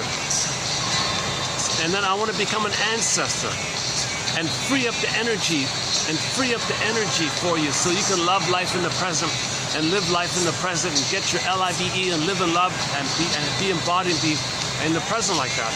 I don't want to bog you down like this. What are we talking about here? We're talking about the traumatic script. We're talking about the traumatic template, the imprint, the stencil, the working model, the interpersonal, painful, emotional pattern laid in, endopsychic structure, intrapsychic structure, psychic templates, psychic imprints. Yeah, so this is the ghost we're talking about. When we say ghost, we mean that. When we say fate and destiny and being possessed, we mean that. It's all synonymous. Being possessed, fate, destiny, ghost, albatross, traumatic script, it's all kind of synonymous. And that's our history that we're looking for. That's a big part of our story. That big part of our story is keeping us in the past, where the present is still the past. We transfer the past to the present and use the present as a new edition of the past. We're not really enjoying the present. Yes, materially we get the present, but in terms of our motivation of what we're after, of what we want, in terms of our design like that, it's still the past. So the present is called the presenting past or the presented past. And then we symbolically act out using associations and symbols of the past because it's still in the past. Also known as transfers acting out. It's as if you transfer the past to the present. Like take the past, put on a transport truck and transfer it into the present. Oh, now the present is occupied by the past script in the past, the template in the past, into the present. It's just an approximate way of saying that the amygdala doesn't know time. Lizards don't know time. Iguanas don't know time. The iguanas don't know time. Yesterday at the park, we saw these little baby crocodiles in the water. Those baby crocodiles we saw in the water, they don't know time. They don't know time. They do not. So that part of the brain, likewise, like iguanas, they don't know time. So how do we say the present is the past? Well, we approximate with the metaphor. We transfer it. It's just a ballpark approximation. The idea of transfer. The transfer past to the present, present still the past. But it's just a way of saying, like, how do you describe that in the present you're still dominated by the survival brain, which doesn't know time. So transference was the term that kind of came around. So, or transfer, and when you repeat it, you act it out, called transference acting out. Due to the compulsion to repeat, we transfer and act out in a symbolic way called symbolic acting out. And each time you do it, it's called a symbolic act out. So reaching for money as symbol for the breast, looking for the oneness never works. More pain, constant craving, constant hunger, attachment yearning, attachment hunger. Reach for money, because money is material. It could be things you buy can serve you. Mother should serve you. Mother failed you. Buy some stuff. It's going to fail you. The fantasy makes you feel good for the minute. The fantasy makes you good for the minute. But it doesn't undo the missing proper setting in the brain of the oxytocin level. That setting never took place. Babies are meant to have like a setting in the brain of a continuous, harmonious, hum-like pond of oxytocin. Like a lifelong pond of oxytocin in the brain.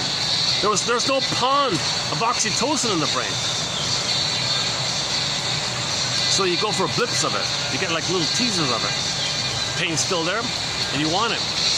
Because when there's trauma, we have the unconscious hope for the fulfillment of old unfulfilled needs. So we're still looking for the breast. We want to own the breast.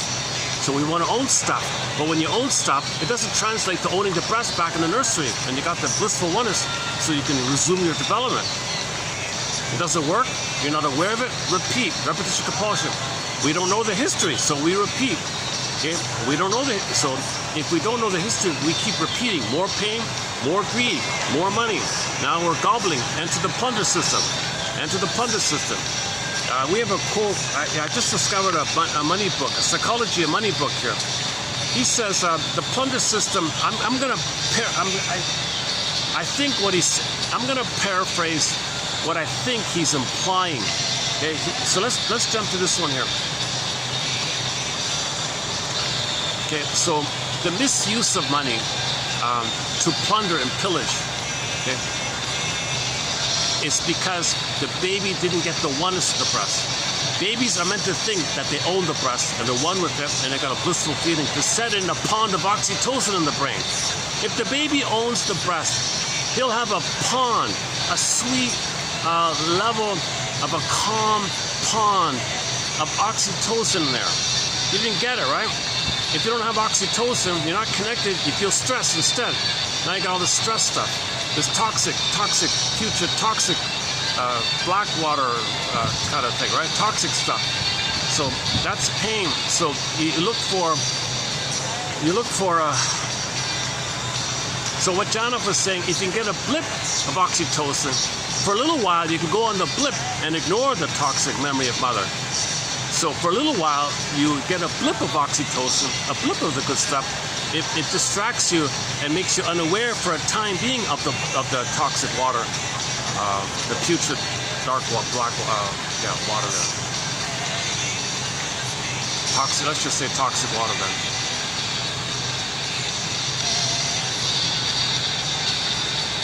So, and we're dependent on it, right? Now we've become dependent. It's like our hope all the time. Hope, hope, hope, hope. It's a relentless hope. If I buy another thing and I get a fantasy of oneness, and that oneness gives me a blip of oxytocin, a blip of serotonin, distracts me from all the toxic memories with the mother where she used me and I felt pain. Pain is toxic. Stress is toxic. Adrenaline, too much of that's toxic. There's a natural okay amount, but too much is toxic, right?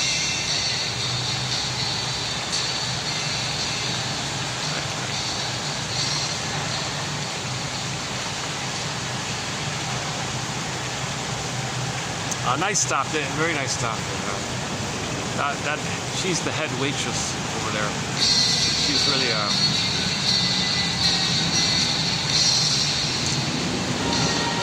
I think she's got some kind of a natural kind of a flow about her. She's in a good mood. She's always in a good mood. She's kind of easygoing. Her life, her 8 hours here, I guess, is kind of like a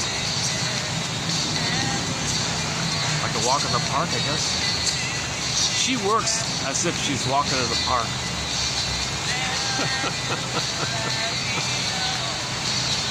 She doesn't have that So I'm making the inference that she had a secure attachment, right? And has a pond of oxytocin. Because if you don't have it, you can become hyper-vigilant, manic, hyper. So Jonathan was saying a lot of people are buzzing around, type A workaholic, manic, buzzing, manic. Got to do 100 things at one time. They have a problem with love because they don't have the pond of oxytocin in there. She's probably more efficient doing things in a calm, easygoing, flowing manner than the manic one, because he'll make mistakes. They'll be very costly. So it's kind of like the rabbit and the turtle almost, right? Maybe the rabbit and the turtle story, the Aesop, maybe it's a reference to this.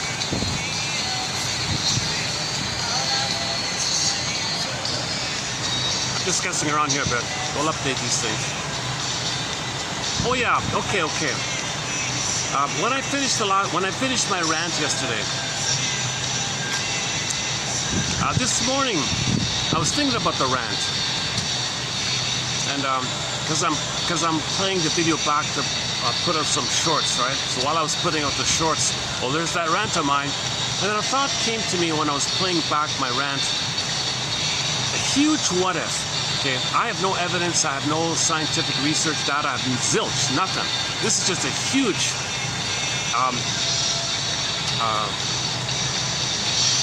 blind guess or something. I don't know what I'm saying, really, tell you the truth. But maybe it can lead to something. Maybe it can lead to something. Maybe I need to say this nonsense so it can lead to something. So what am I talking about? If you listen to the rant from yesterday, what I'm now about to say will make sense. Without the rant, what I'm now about to say is not going to make sense. Okay, so the follow-up to the rant. Okay, so now I'm going to do a follow-up to the rant. Okay, so I'm not going to do the rant here again. I got to just say, if you want to know what I'm talking about now, please listen to the rant from yesterday. So let's pick up on the rant from yesterday. So here's the pickup point. The pickup point here from yesterday's rant is, what if? Is it possible? Just a huge what if, huge question mark here. What if this melanin thing is not true? Like, what if it's wrong? What if it's misinformation? What if it's propaganda? What if it's something? I don't know. What if it's all wrong? Intentionally or unintentionally? Meaning, what if it's not the case? What if it's not the case that being exposed to less sun makes you lose the melanin in your skin? So instead of having a shade of brown tone of skin, you then have a shade of beige tone of skin due to the sun exposure, which is what I've been saying all along. Right? So no one has white skin or black skin, forget that stuff. No one is white or black, forget that stuff. We're all human beings. Third side of the coin, commonality. We're all human beings with a shade of beige or shade of brown, both and, like a coin, both and. The coin, the third side holds the two sides. We're human beings with two sides. Some people have a shade of beige, less melanin. Some have a shade of brown, more melanin. And I thought, I've listened to other people say, well, that's because over a long period of time, when there's less sun, your skin adjusts, you lose melanin, you lose your tan because lack of sun, something like that. What if, and somebody said, somebody on YouTube has a different theory. And I kind of laughed at it, like I even, on video, while I was talking about it, I said, no. Losing melanin is not going to make you more harmful or more of a negative person. Come on, it's just responsible for the tone of skin, color of hair, color of your eyes. Less melanin, okay, the hair, when the melanin dissipates out of the hair, it's going to go from black to the other colors, right? Up to yellow or like brown, orange, what is it, blonde, like that, whatever. And then with the eyes, it seems to go from the brown to the blue and green, like that. And then from the tone, it's like a darker brown to a lighter brown to the beige. That's all it is. But he said, hold the phone here. There's an agreement that the pineal gland is responsible. The pineal gland is responsible for the melanin. Okay, so what? Yeah, okay, fine. And he said, hold the phone here. Don't say fine. The pineal gland is the master gland for all the other glands. Okay, let's say that's true. let's say the pineal gland has some kind of it's meant to be like kind of like the console, the regulating console for the other glands. Let's take that as an argument for a moment. So my what if is, what if the loss of melanin is not from the sun, it's trauma. When mothers traumatize the babies, that'll damage the pineal gland. If trauma can damage the pineal gland, then the pineal gland will produce less melanin. It's nothing to do with the sun.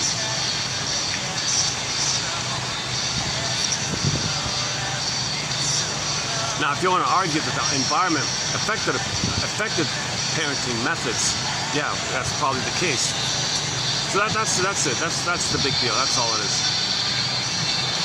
So Lloyd DeBoss says, all of the authors, all of the self-help authors, 99.999% of all people in the healing, health sciences, social sciences, arts and humanities, they'll all agree, 99.99 will all agree that babies need a good enough mothering experience.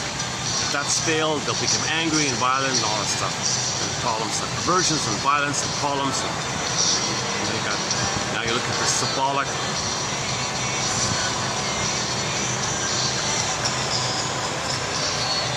We get it. No baby would make it on their own. If a baby comes out, he's left alone, he's a goner. We get it. No one's going to argue that. No one wants to. We all saw the orphanages, right? And where was it again? Bulgaria or Hungary or Bulgaria? Those poor babies sitting in there.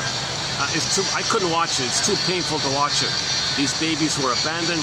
They were left there, and somebody put a camera on it. 40 minutes. The baby he was in pain. He was in pain, and I couldn't watch it. He perished. Yeah, somebody filmed the baby dying of abandonment.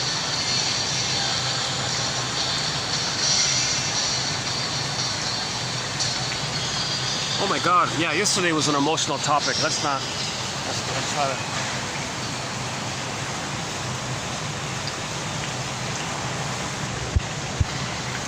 Okay, let me just change, that's a sad topic, that's a triggering topic. Let me change the song here, hold on a sec. That's Brad Delp you're hearing, by the way. It's one of the few bands I can play without copyright issues. Yeah, let's change the song up here. Hold on a second.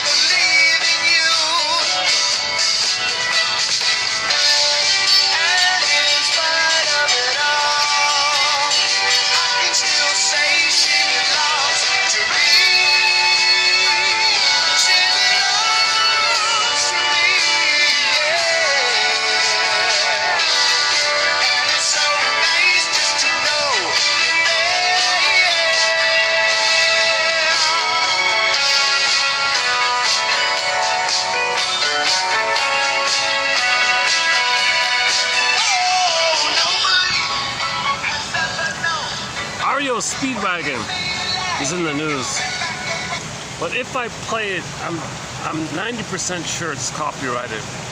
But I'd love to play some REO Speedwagon. They just did their final tour like that. A lot of great songs, eh? On that band, yeah.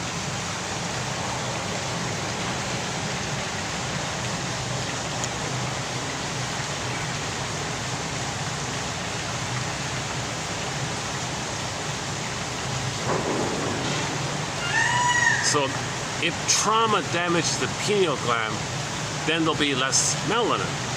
Simple as that. Now, does living in a colder place make women traumatize their babies?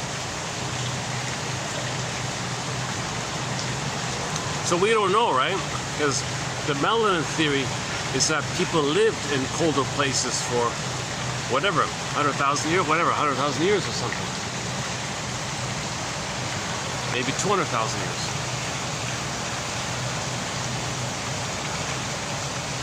So how can we record? Can we do can we do one of those time-lapse things? Can we do a time-lapse video for 200,000 years?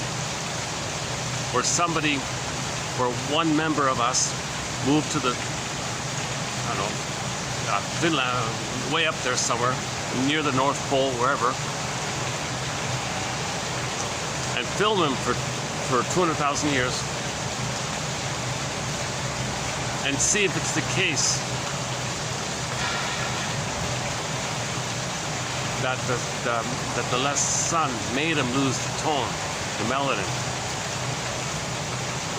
versus did the mother hurt the baby more, and that's why he lost the melanin from the trauma to the pineal gland due to the trauma by the mother. So I'm just making this up here. I haven't read this or anything. So this will be updated. Let's give it some thought, kind of thing.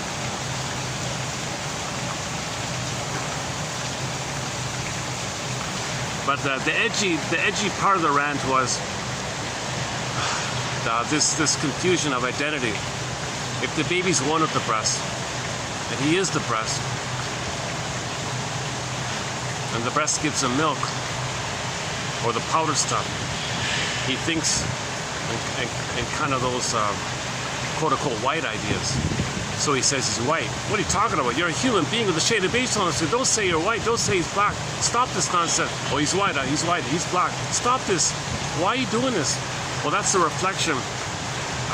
That kind of oppositional vocabulary, adversarial either-or vocabulary, is a reflection that in the baby's mind it was heaven and hell. It's like explaining goddess and demon. That's the ideology for oppositional thinking, either-or thinking.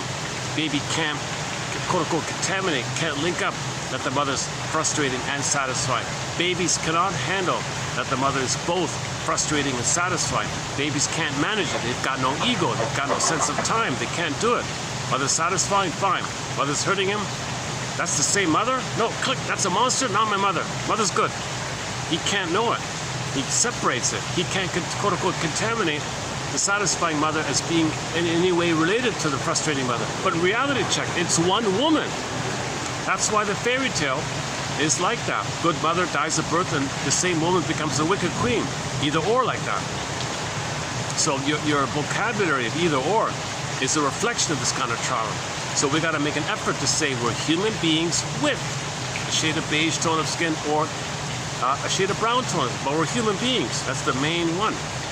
I went on the rant about the prepositional phrase idea.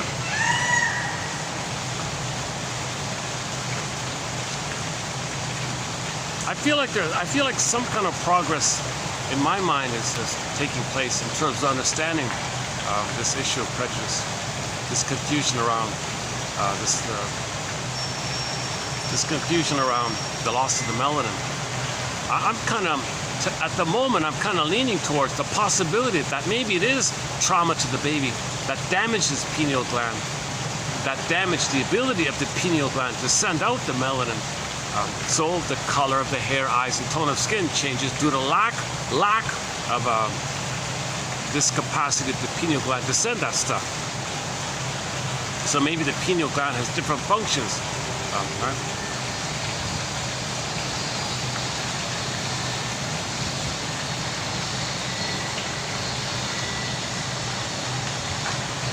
And if the gland system, if the whole gland system is whacked a little bit. Maybe there's more stress like that. So maybe there's more body armor, more musculature. Maybe there's kind of compensation like that to hold it all in. Some more hostility. Some more hostility. Okay? So people with the shade of beige tone of skin, they have more hostility. In response to the glands being whacked due to the trauma, and the most traumatized have the most hostility, hence the most rationalization, the most excuse, and the more of a need to blow off steam. So how do you blow off steam? Well, you become the mother and treat others as your mother treated you. Mother plundered you, you plunder outwardly. So 20% plunder to 80 in this psychology. Discussed yesterday, that's not what we do it here.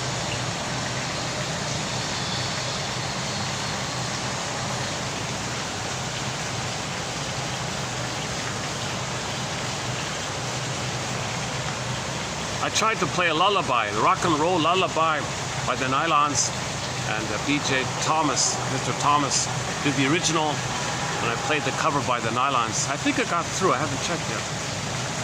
Just uploaded yesterday, this morning.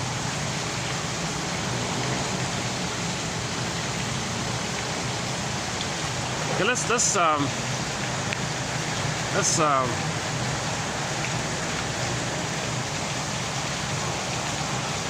so what I did is a part of the introductory material about a Faustian deal. And, I didn't do the stingers and the clingers area. I didn't do projection. I didn't really do the narcissist. There's a lot of material in that introductory kind of area I didn't cover here. But I feel like I covered some kind of newish kind of area.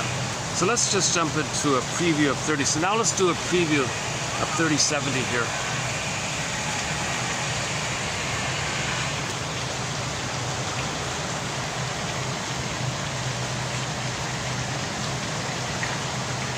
Okay, so I wanted to start in, but this will be our first. So this will be sort of our first quote, sort of in 3 parts here. This will be our first quote on oxytocin. Can you believe it? I can't believe it. Almost 5 years of posting videos, and I've never discussed oxytocin really. So this will be updated. This is just a beginning quote. So 3 parts. So part A, B, and C. Part A. When someone has not been close to either parent very early on, he is deficient in oxytocin. That deficiency prohibits him from getting close to others.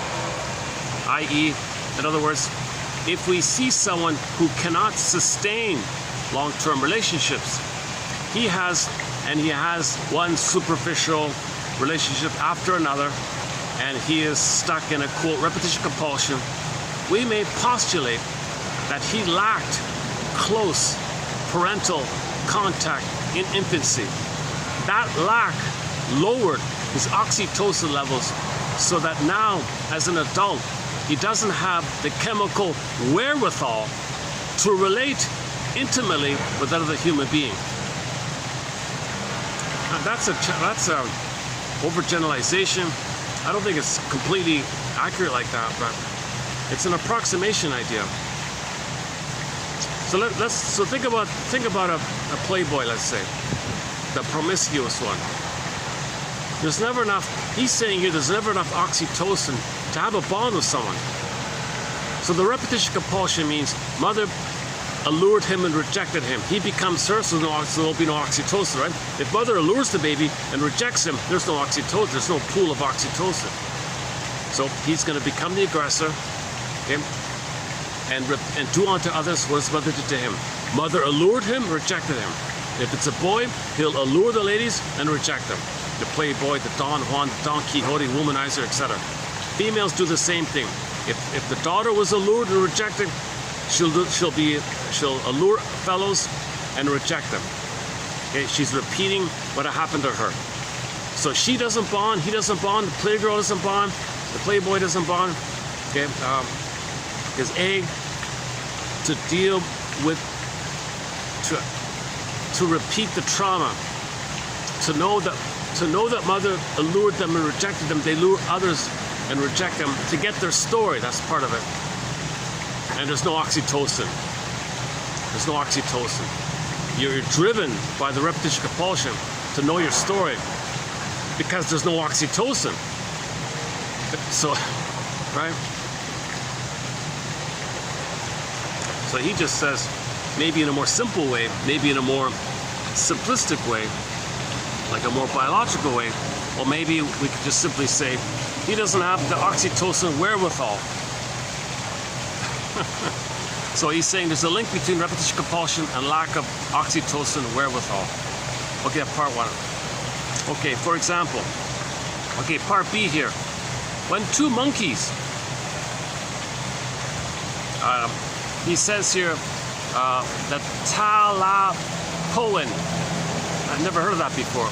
So there's a kind of monkey called the talapoin monkeys. So some research, he's quoting some researcher who studied the talapoin monkeys, and there was a couple, I guess. There was like a husband and wife or something. When two close talapoin monkeys who have been separated reunite, they groom each other with enthusiasm, and their serotonin levels mount considerably. Love calms, and so do the neurochemicals that put down pain. Love suppresses pain through the release of certain neurotransmitters and relaxes us. So here you have a pair of monkeys that hang out together, boyfriend, girlfriend, I don't know. They're separated for a while, so they feel stressed. The moment they got together, they groomed each other. They're like touching each other. Let me pick out the bugs in your hair. They're licking each other maybe, or grooming each other, touching each other. So they feel better finally. Because before, when they were separated, they felt stress. So they got back the serotonin.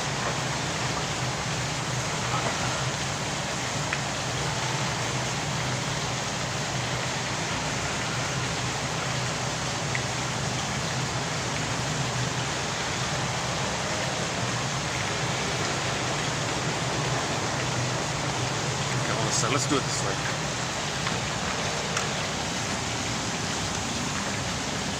Again, when two close talapoin monkeys who have been separated reunite, they groom each other with enthusiasm, and their serotonin levels mount considerably. Love calms, love soothes, and so do the neurochemicals that put down the pain. Love suppresses pain through the release of certain neurotransmitters and relaxes us. Early love does that permanently. Well, there's a set point. So early love has a setting in of the pond, the set points, like the setting level of the oxytocin level, the pond, it's set in. Now with trauma, there's no setting, it's whacked. So now you're searching for money to give you fantasy, that you're one, to get the oxytocin.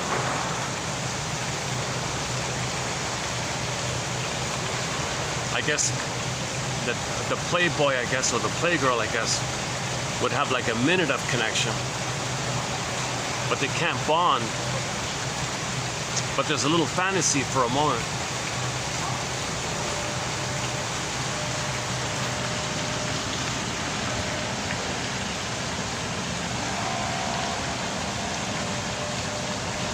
When we miss someone, it may well be that our serotonin supplies are lower due to the pain of separation.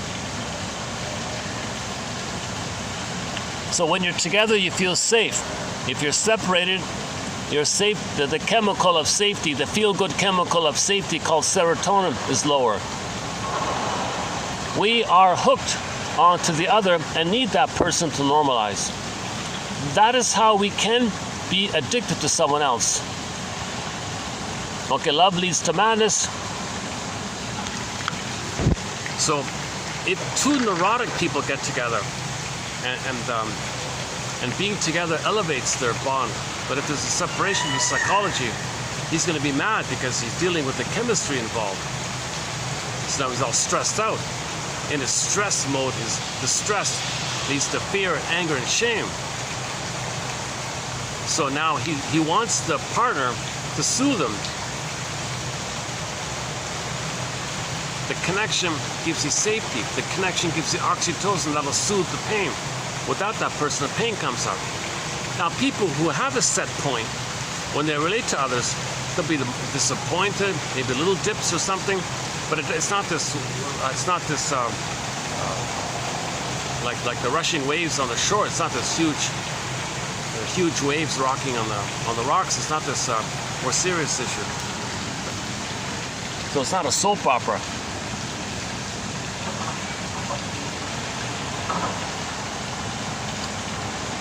When it is low there,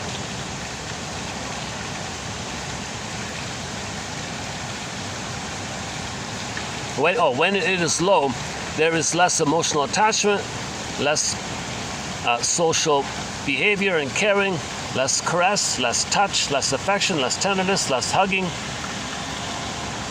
In short, less love. When it is high, you've got rest, growth, relaxation, healing, repair. You're connected, the loving behavior. So you're healing and growing. That's why married people live longer, right? Every report I've seen about this issue is that married people live longer. Married people live longer, right? Because they're in repair mode, rest mode, love mode, calmer mode, growth mode, less stress mode. Stress is toxic. They feel less stress. If you're married, you feel less stress. We're talking about marriage where you get along with each other, obviously.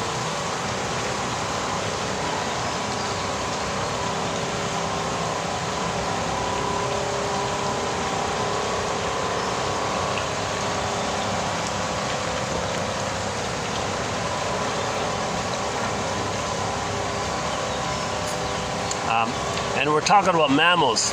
Okay, so this issue with oxytocin is only with mammals. You don't find oxytocin in crocodiles. You don't find oxytocin in salamanders, iguanas, geckos, alligators.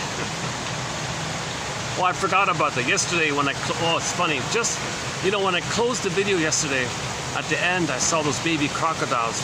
Just when the video closed, oh, son of a gun, I forgot the kid's joke. Or one kid says, see you later, alligator. In a while, crocodile. I totally forgot about that kid's joke. I was at the end of the video, I need a joke to end on, and it was right there all along. I ended the video, okay, thanks very much, I'll see you next time. Oh my God.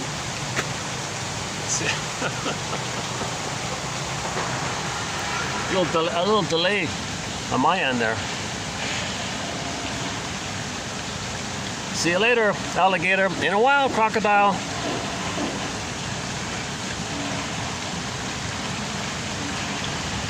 Oxytocin calms, just like how hugging can calm you. Yeah, if you get a hug, if you embrace, a warm embrace, that's going to calm you. Oxytocin calms you, like a hug calms you. Hugging probably releases oxytocin. Oxytocin accelerates birth. Now, some mothers who are having a hard time giving birth may be given some synthetic oxytocin called pitocin.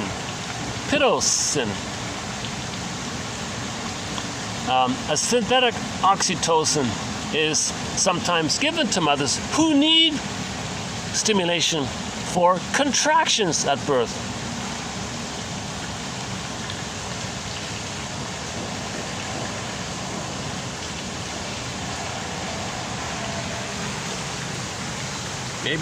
Maybe there's one special occasion. I'm not a doctor here, but maybe there's an exception of where it might be okay in a special case where the mother's not contracting, the mother's not having a problem with the delivery, Maybe there's a special exception here. Give the mother this synthetic oxytocin. Okay, she's the love hormone within herself, and things will regulate normally. What we shall learn later is that it has uses far beyond birth. Oh, okay. I heard that in the casino thing. They spray this stuff in the air to make you connect to the casino. That's the breast, so you can lose your money because you lost with your mother. So mother was alluring, supposed to attach to the mother, and she robbed you. Casino, replay, attach to the casino. It's alluring, attach, it robs you. So that's a reflection. If you're drawn to the casino dynamic, that's a reflection, a communication of a repetition compulsion, of a symbolic act out, symbolic acting out, transference acting out, repetition compulsion to know the past. What was the past? You were supposed to bond. You didn't bond properly. You were excited that mother would love you, alluring, but there was a rejection, repetition compulsion. Go to any kind of gambling situation, and if there's oxytocin in the air, oh, I'm bonding. I'm excited. Blinking lights, you might win. Put your hope in. Click, click, click. Pull the lever. Oh, disappointed. Okay, that's to know your story. That's the way we know our story. It seems maybe we're unconsciously creating these kind of things so that we can know our story. People going into these things are meant to know the story, because that's what happened in the nursery. We recreate, we're drawn to things to help us know our story. We symbolically recreate so we can know the actual stories, so we can know our story, we can know our history, we can stop repeating. If you know your history, you won't do that anymore, right?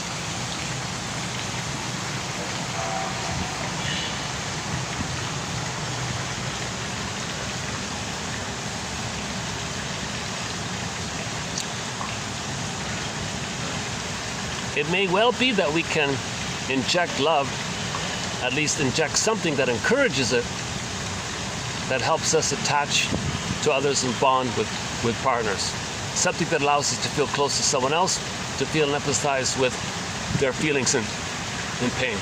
Okay, so I didn't put it here. His example was a couple was about to get divorced or something. They wanted to save the marriage, but they were stressed out. So one of them took this picto thing. What's it called again? Pito. How do you pronounce it? Whatever it's pronounced. Don't recommend it, obviously. I'm not a shrink, I'm not a doctor. Disclaimer times 1,000. I'm not a doctor here. But in the book there, Janoff said a marriage was saved when on the verge of divorce, one of them took the oxytocin spray or whatever it was. They saved their marriage. He doesn't know the follow-up. Did it last, or did they just pause and then the follow-up came back again?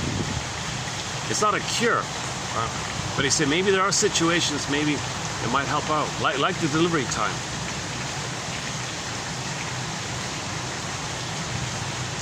And he made a side comment.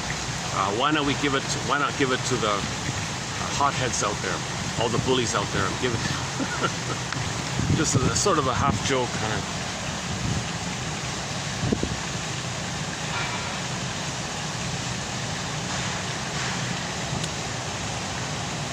Okay, so the example here, so his supporting example here was some scientist.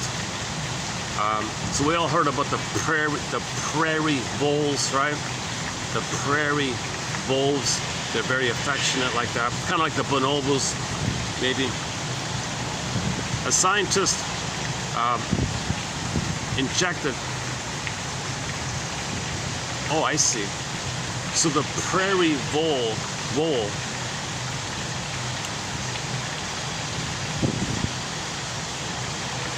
I don't get this. He has a gene of vasopressor, whatever that means.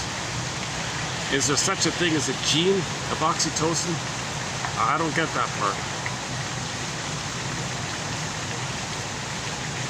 Okay, let's just say there's a gene related to the production of oxytocin or vasopressin. I think they're the same.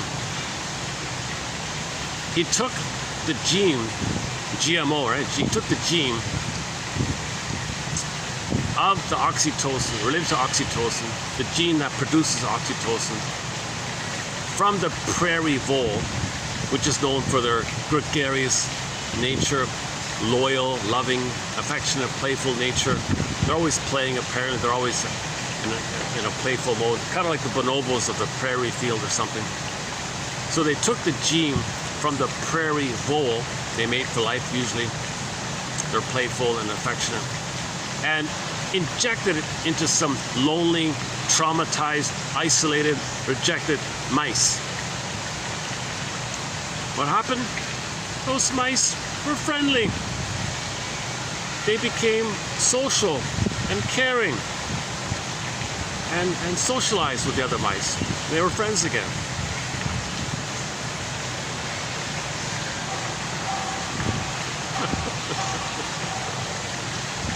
But that's not going to last, right?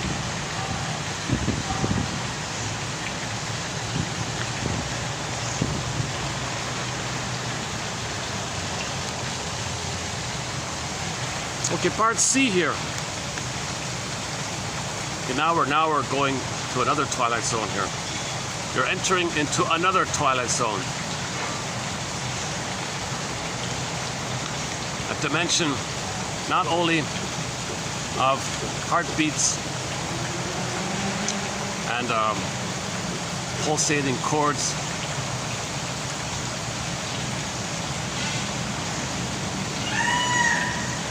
but of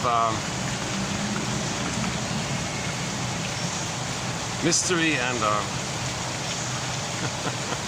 limited only by your imagination. All right, try again. Now let's enter into another dimension called the uterus.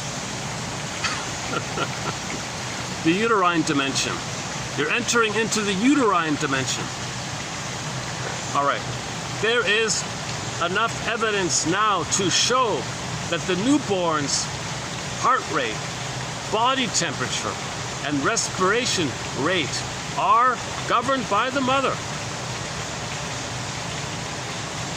When she is maternal, there is a positive effect on the baby, and the set points of heart rate and blood pressure become normal.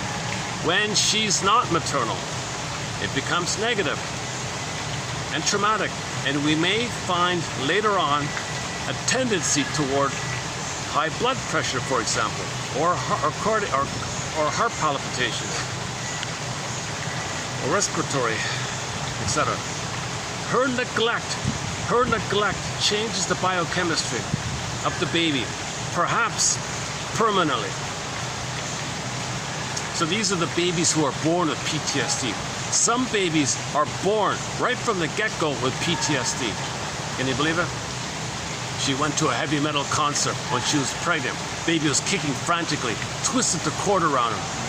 The mother said, "Hey everybody, feel here. Little Junior inside is going to be a soccer star. He's kicking around in panic. He thinks he's going to be a goner. He's distressed. He might even be afraid if he kicks one more time, he might be a goner. He's in a real panic mode." What a misattunement, by the way. That's not maternal, right? There's no connection between the baby and the mother. The baby inside is saying, "I'm under stress here. Take me out of them. I don't want to hear this loud thumping here." "Oh, come on, baby. Isn't it fun?" "Oh, you're kicking. You like it." "Oh, I see. You're practicing to be a soccer star." She's projecting her fantasies, her hate on the baby, and her fantasies for narcissistic glory. She's not seeing the baby. Misattuned like that.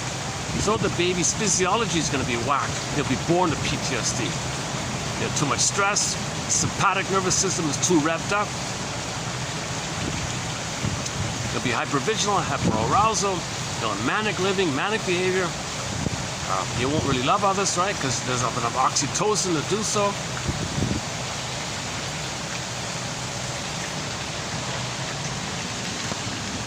There is enough evidence to show that the newborn's heart rate, body temperature, and respiration rate are governed by the mother. When she is maternal, there is a positive effect on the baby, and the set points of heart rate and blood pressure become normal.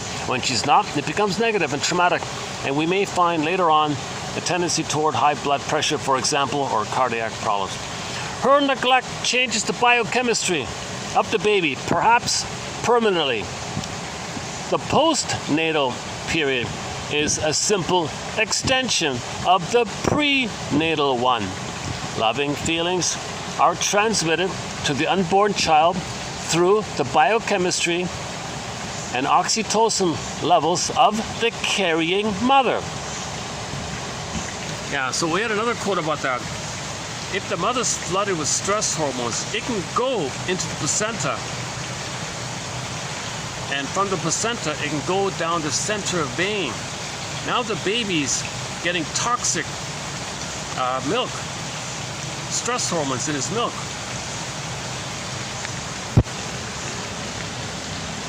So pregnant mothers should not drink, smoke, take pills, go to concerts, etc. Heavy metal concerts.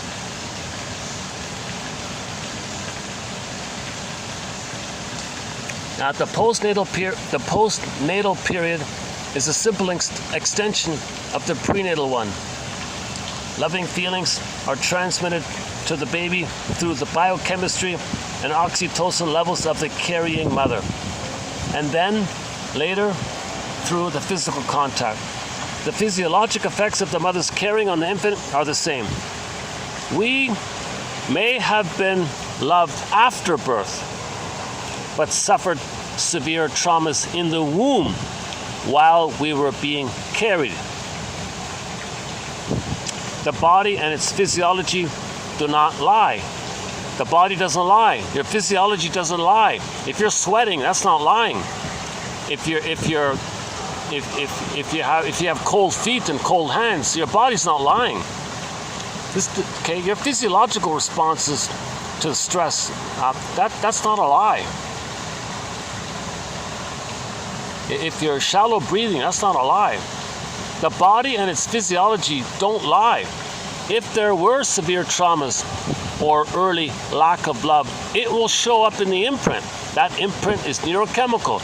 It is my guess that some mothers who need oxytocin to help out in the birth process may have had a history of pain that has lowered their levels so as to make giving birth difficult. Okay, that's a reasonable guess, yeah. If the mother is having a hard time delivering. Oh, a second. Okay, let's let these people check out the swans here. Hold a second.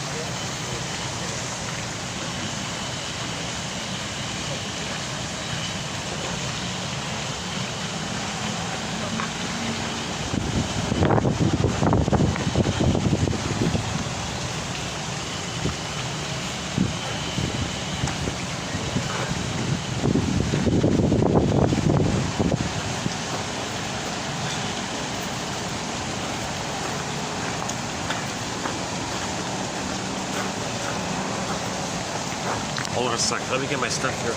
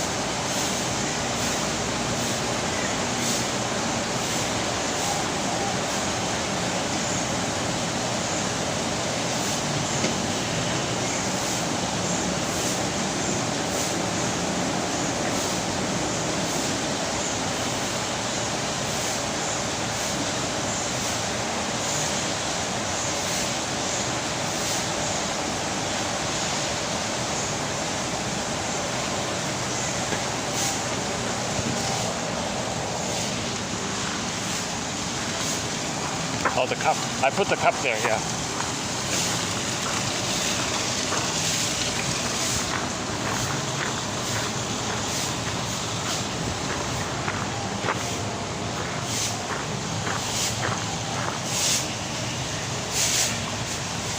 Thank you. Okay, thank you. I'm gonna go upstairs. Is that okay for a little bit? Can I go upstairs for a little bit? Maybe. I don't know. Maybe 1 hour. Okay.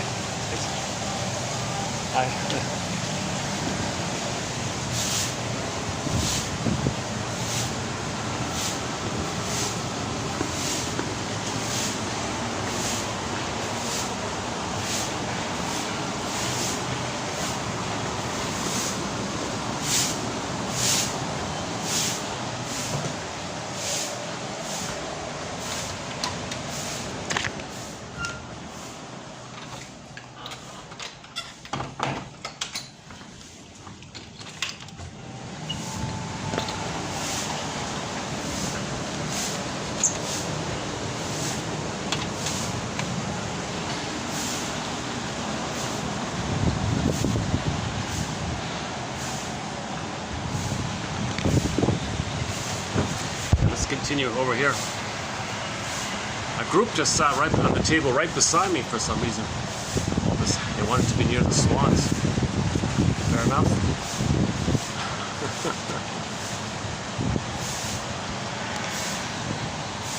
Okay, let's just leave it there. That's a huge question mark about oxytocin. Is it? And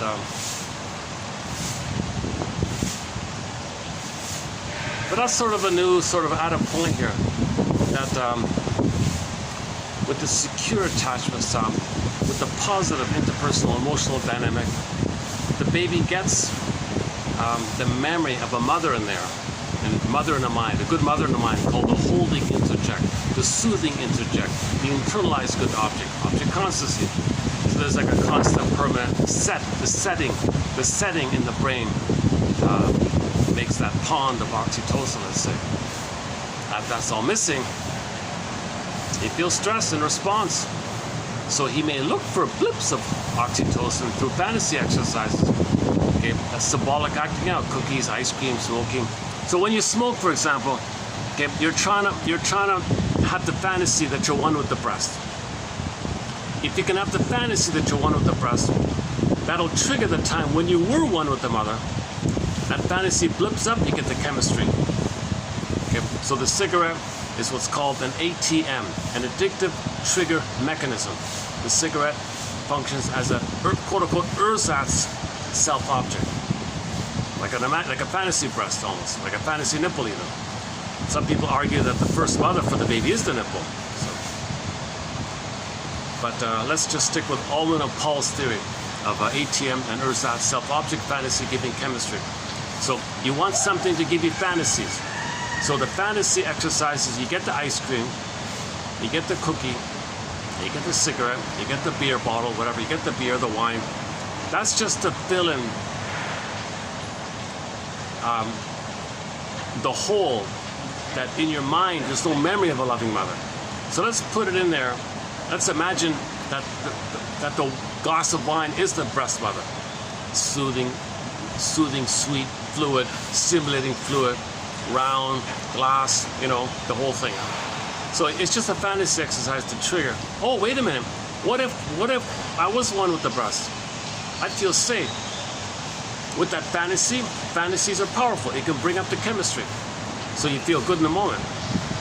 Plus, to boot, the concentrated sugar of the grapes, right? The ground up grapes, you get concentrated sugar, makes the mammalian part of the brain to think, hey, surplus food. Okay, we're safe by the food. See, and you get serotonin by the trick for the moment.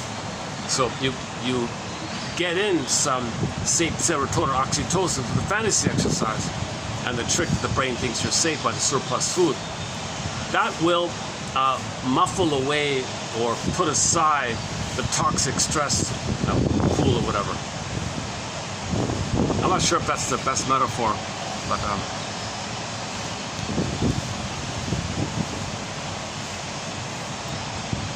and the greed and the search for fortune and all that, it's just constantly, they get the fantasies that you're one with the breast, which is related to oxytocin. The oxytocin would be an expression that the person was one with the breast, but the baby did have that time of being one with the breast, extended uterus, extended social interpersonal womb time for his development. And if he was able to develop, he'll have the proper set point. But with traumatic attachment, the set points are whacked.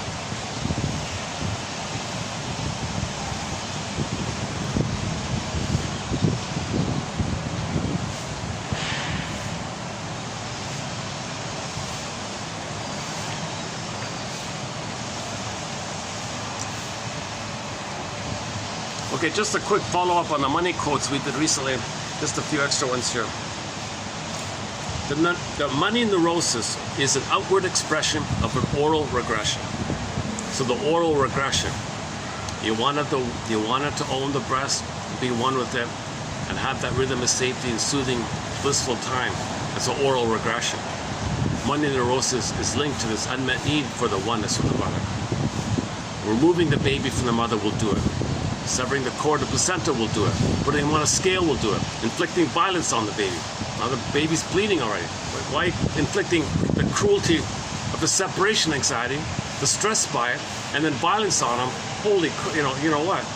Of course that kid will lean towards violence or supporting violence like that. Burglar says a lot of people are obsessed with violent films and horror films and all that. They're kind of, it's kind of true like that.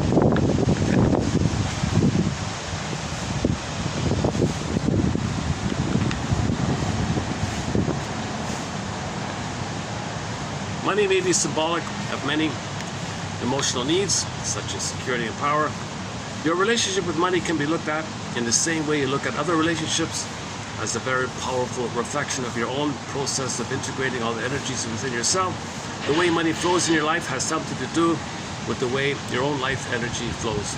Money is symbolic of a personality power struggle. The money neurosis as outward expression of oral regression. What remains is a deeply depressed injustice collector who cannot be appeased by any of the things he or she consciously yearns for. Every gift is succeeded by a new demand. Every gift is succeeded by a new demand. Now here's a good one by Burglar. So our best source of the psychology of money is by Edmund Burglar in 1951. I can't find anything better. There's not much out there. Maybe there is, I haven't found it yet. The money neurosis as outward expression. Look at that. The money neurosis, the money dysfunction.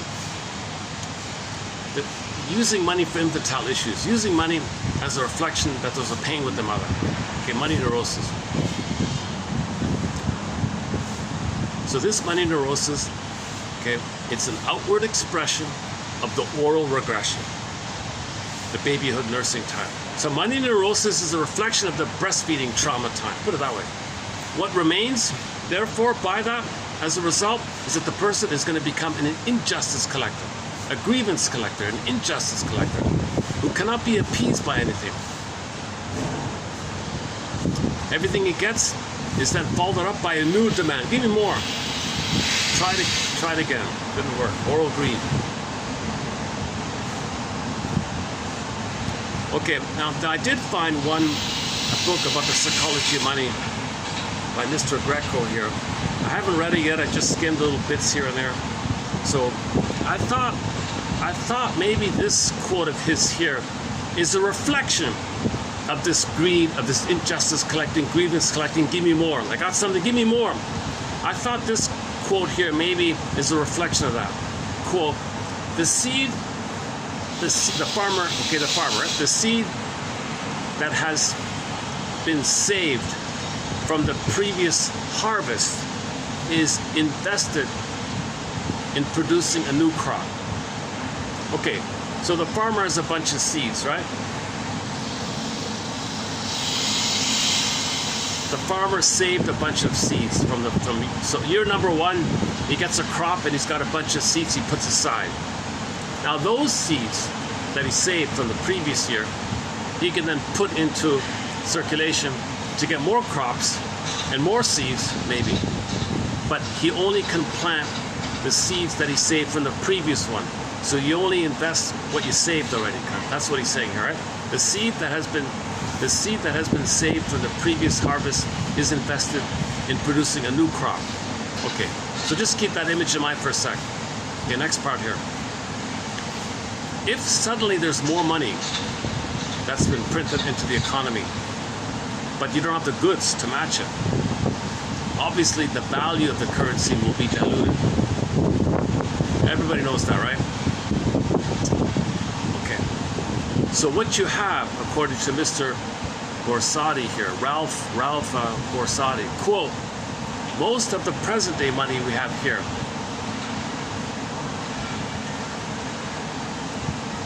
it's all about plundering. Loans made to finance the plundering and pillage system. Or loans made to short sell and speculate, that kind of stuff. So most of the money being cranked out, it's not like in reflection to goods that we have saved up. So there's a matching. No, you got an abundance of flooding, okay, in order to pillage and plunder.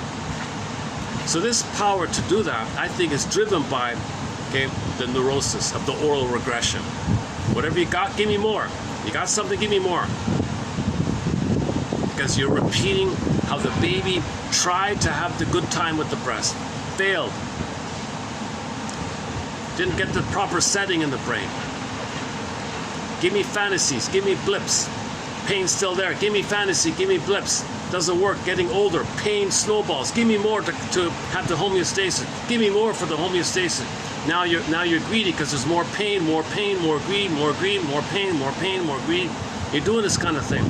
So the plunder system, crank out the money, forget about the reality.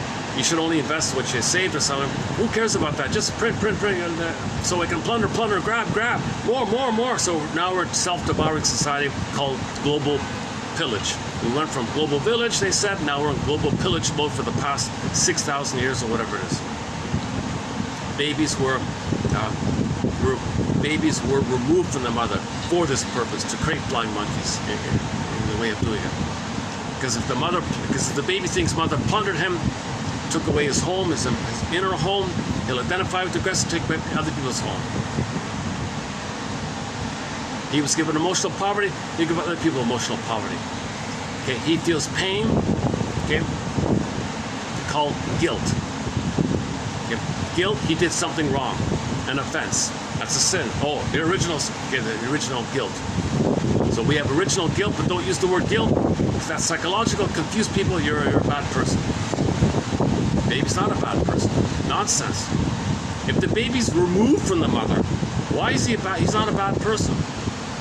He concludes he's a bad person to account for, to make some kind of defensive arrangement in his mind. The mother must be seen as good, and if he's feeling painful, that's because he's bad. He's born guilty, born bad like that. That's part of the pillage and the plunder, to make babies think they're bad. Then they say others are bad, then they're given debt because of the guilt. So sin, debt, guilt, okay, is synonymous. So others are put in debt because people feel pain called guilt.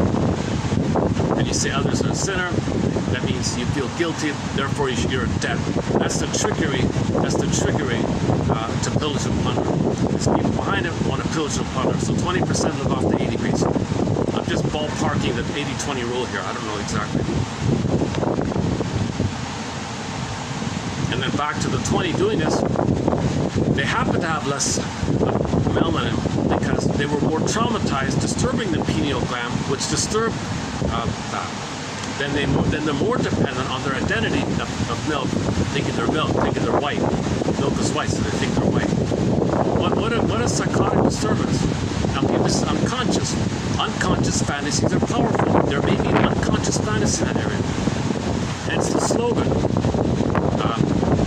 The world, when are you going to realize that the world wasn't only made for whites? Look at that. Bruce Cockburn, who put that out there in a song called Stolen Land, it's like there's a subliminal message of this deep identification, of this unconscious identification that they are milk, which is white. It's sick stuff, right? That singer was given an officer of the pillage and the plunder. We make you an officer. We make you an officer of the plunder system. Ironically, he wrote another song that criticized the plunder system called Call It Fill in the Blank. But when he wrote Stolen Lamb, they thought, oh, that's powerful. That'll outdo the other one. And I noticed an interesting thing. They put him on stage with Rick Emmett, who criticizes the plunder system. Just a game, man, just a game, big lie. So you got the two guys that are kind of opposites. Rick Emmett is kind of a, come on guys, relax, chill out here, oxytocin. And you got Cockburn on there. I'm telling you, that was the worst concert I've ever seen.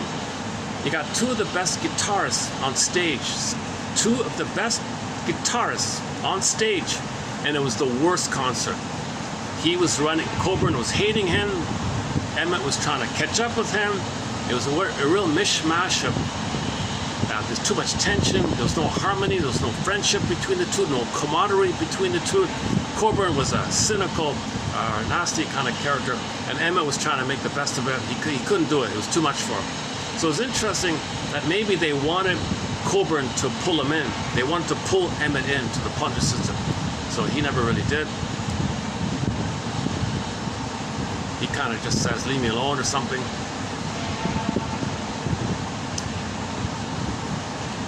You don't hear Rick Emmett's songs on the radio, right? Saved by Love, Big Lie, World of Wonders, Middle Ground. That first album of his is excellent. Rick Emmett's first solo album is excellent. Yeah, okay, fair enough. His follow-up albums are just kind of not too great, but the first one is excellent. They don't play Just a Game, his song Just a Game, live. He played it once as a soloist. I played it here on YouTube. I played it in the camera here. And he explained why, he explained why. He was told, you can't say that, you can't criticize the producers and all that. So on stage 10 years ago, he explained to the audience why he was not allowed to ever play Just a Game.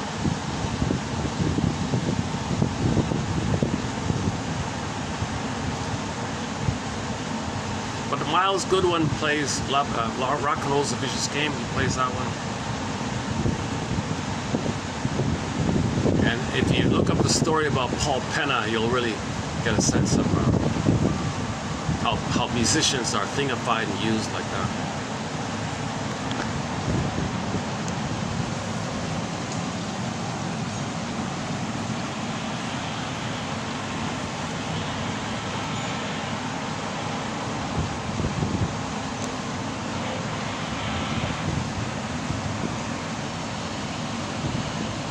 The child moves from gifts to barter, to trust, to symbolic transactions. Because money symbolizes the heart's desire and is bound up with the therapeutic process itself, each therapist needs to analyze his own relationship to money and its symbolic power. So maybe the shrink's not aware of his deep issues, and maybe feels entitled to rip off the client, take his money.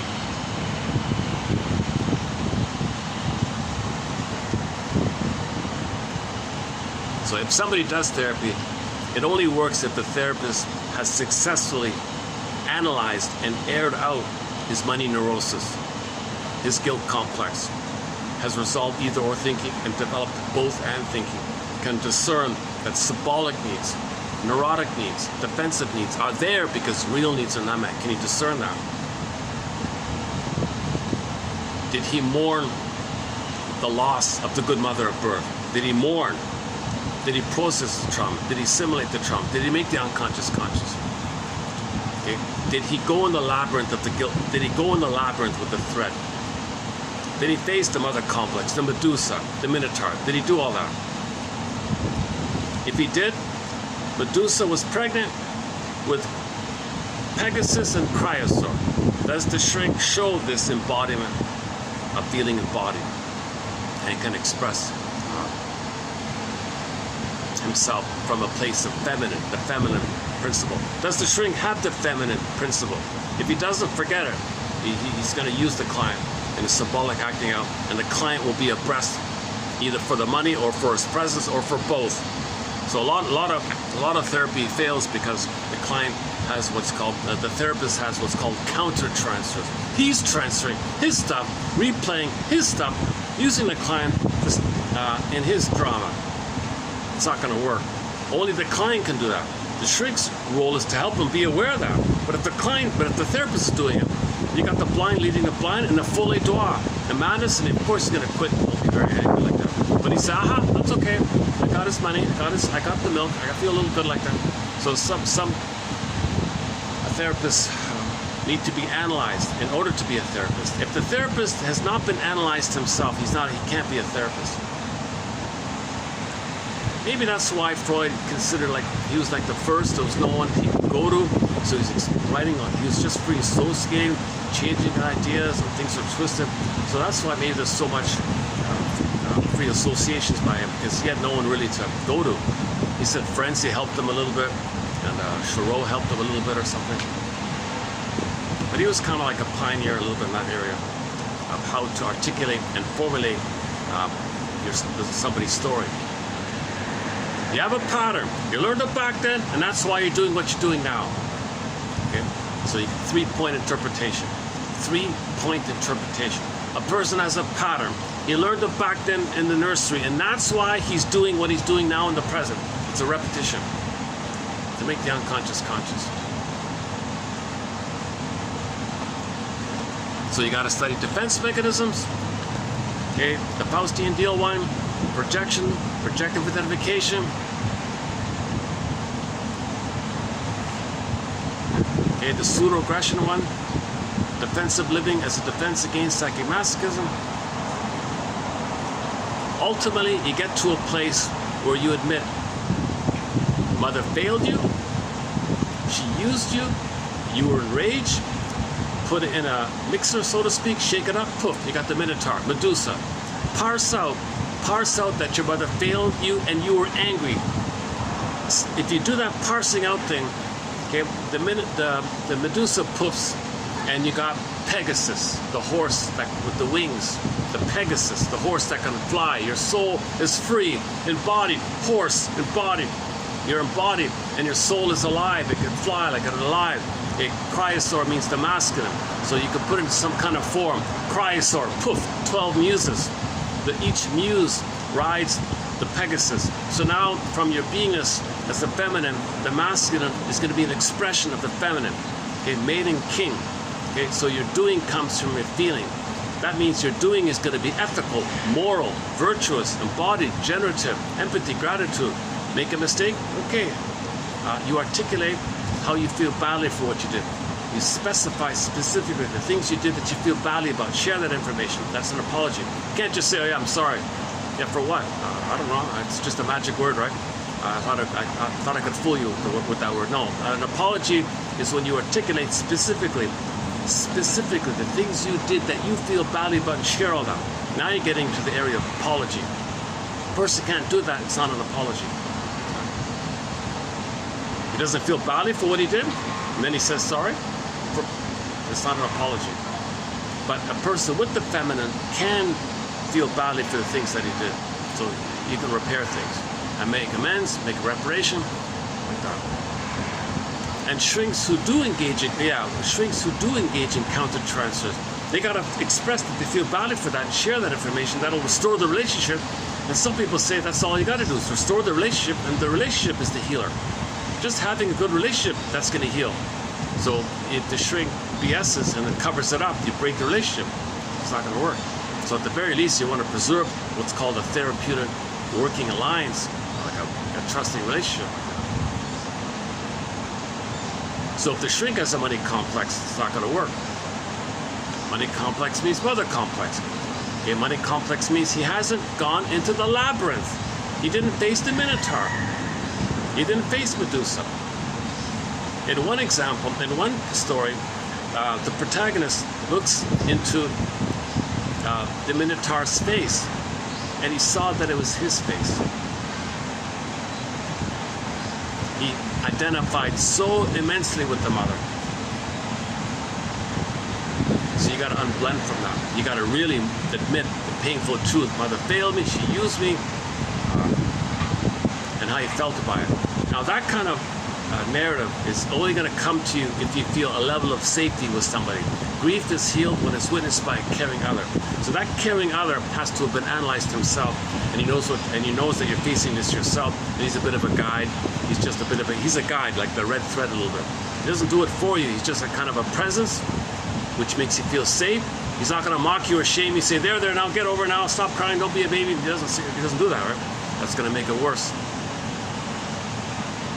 Any friend who says, pats you on the back, there now, okay, he's doing it for himself, really. He can't be a caring witness for your feelings. You might think he's well-meaning, but not really. He's doing it for himself. I don't want to feel what's coming up in me. There, Scott taps you on the back, there now. It's patronizing. Shut up. He's basically saying, shut up, get over it. Play that song, Get Over It. Something like that.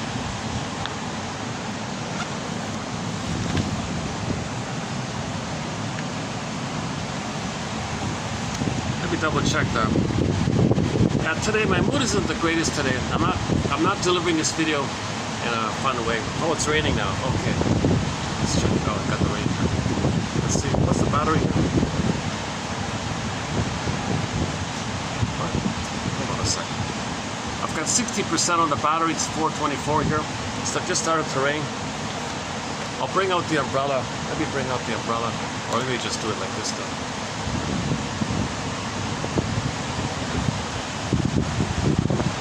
I'll see if I get lucky. Well, let me move over a bit. Yeah, maybe I'll get. Let me check the other side. Let's see here.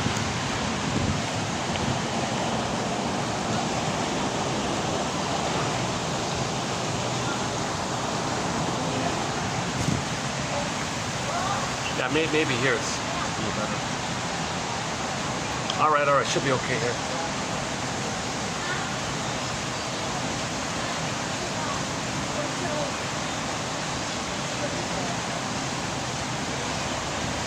One of the best, the environment does affect me.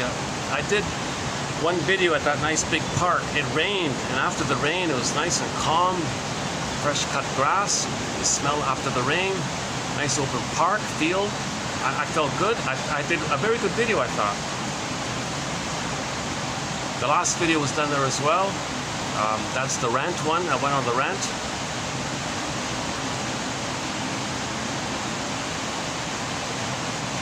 Today feels like a bit of an echo of the rant. I feel like today is sort of, I'm still kind of reeling from the past rant a little bit. All right, enough of that. All right, did we cover it all here? Let's see.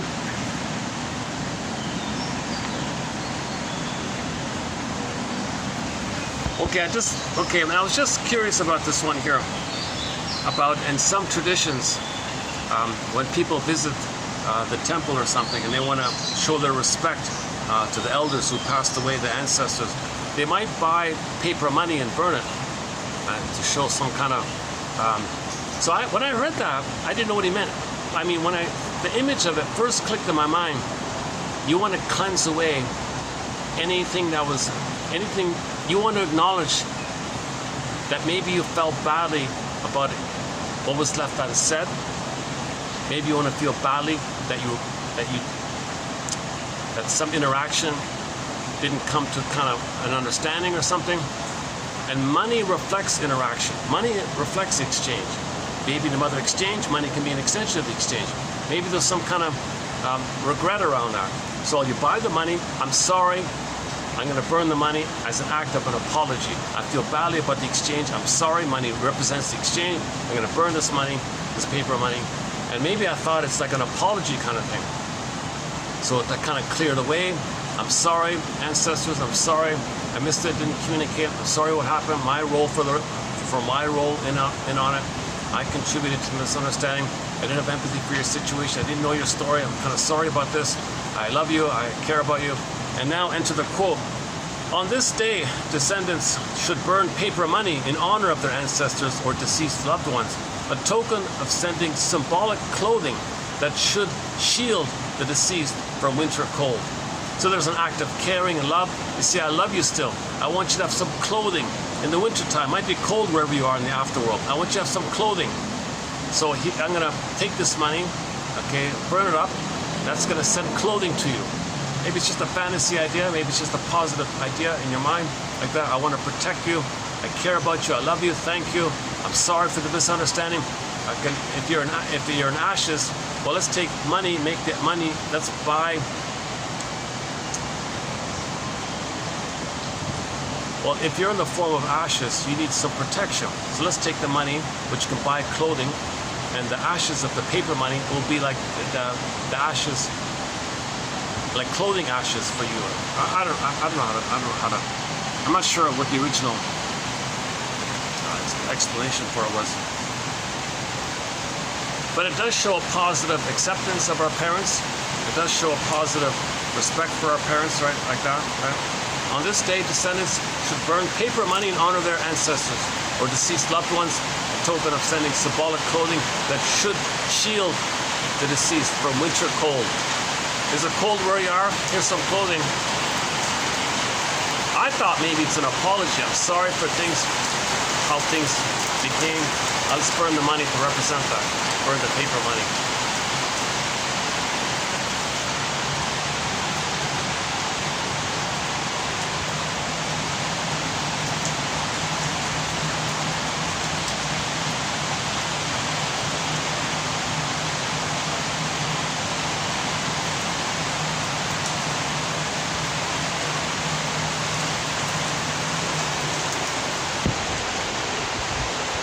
I tried to play Jose Feliciano's song called Rain, copyrighted. I tried to play Anne Murray's excellent cover of it, also copyrighted.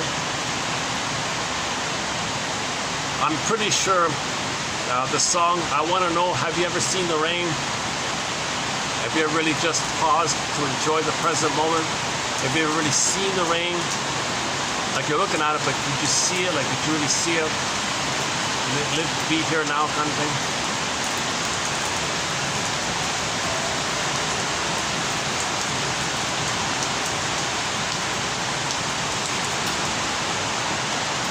So we want that ability to be here now, right? But if we're traumatized in the past, we can't be here now. The past back there and then is always in the present. The present's the past. You can't be here now. To be here now is the past back then. Every day is the past back then. That's the problem. We're living in the past, dwelling in the past, lingering in the past, unfinished business, unresolved trauma, more losses. My good mother died at birth. I got this wicked queen who hurt me, and I'm dealing with this painful interaction, and it's dysfunction because it's a loop, it's spinning around. I want a better past, I want a better script, I want better cards. How do I process this? How do I assimilate this? How do I understand this? My budding beauty had to be exiled. I want my soul to come back. I want my budding beauty. I want Snow White to come back. I want Rapunzel to come back.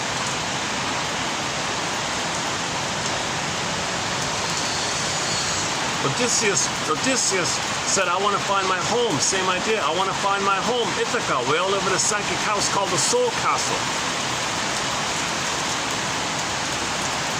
He remembers mother's voices.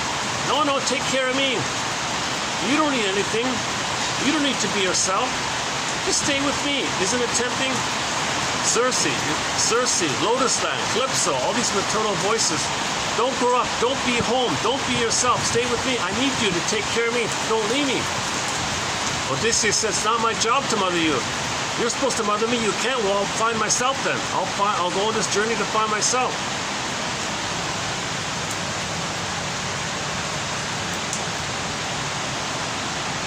So first he had to learn about this. So he went to the underworld and he saw his mother there. She betrayed him. Odysseus saw Agamemnon, a symbol of betrayal of the feminine.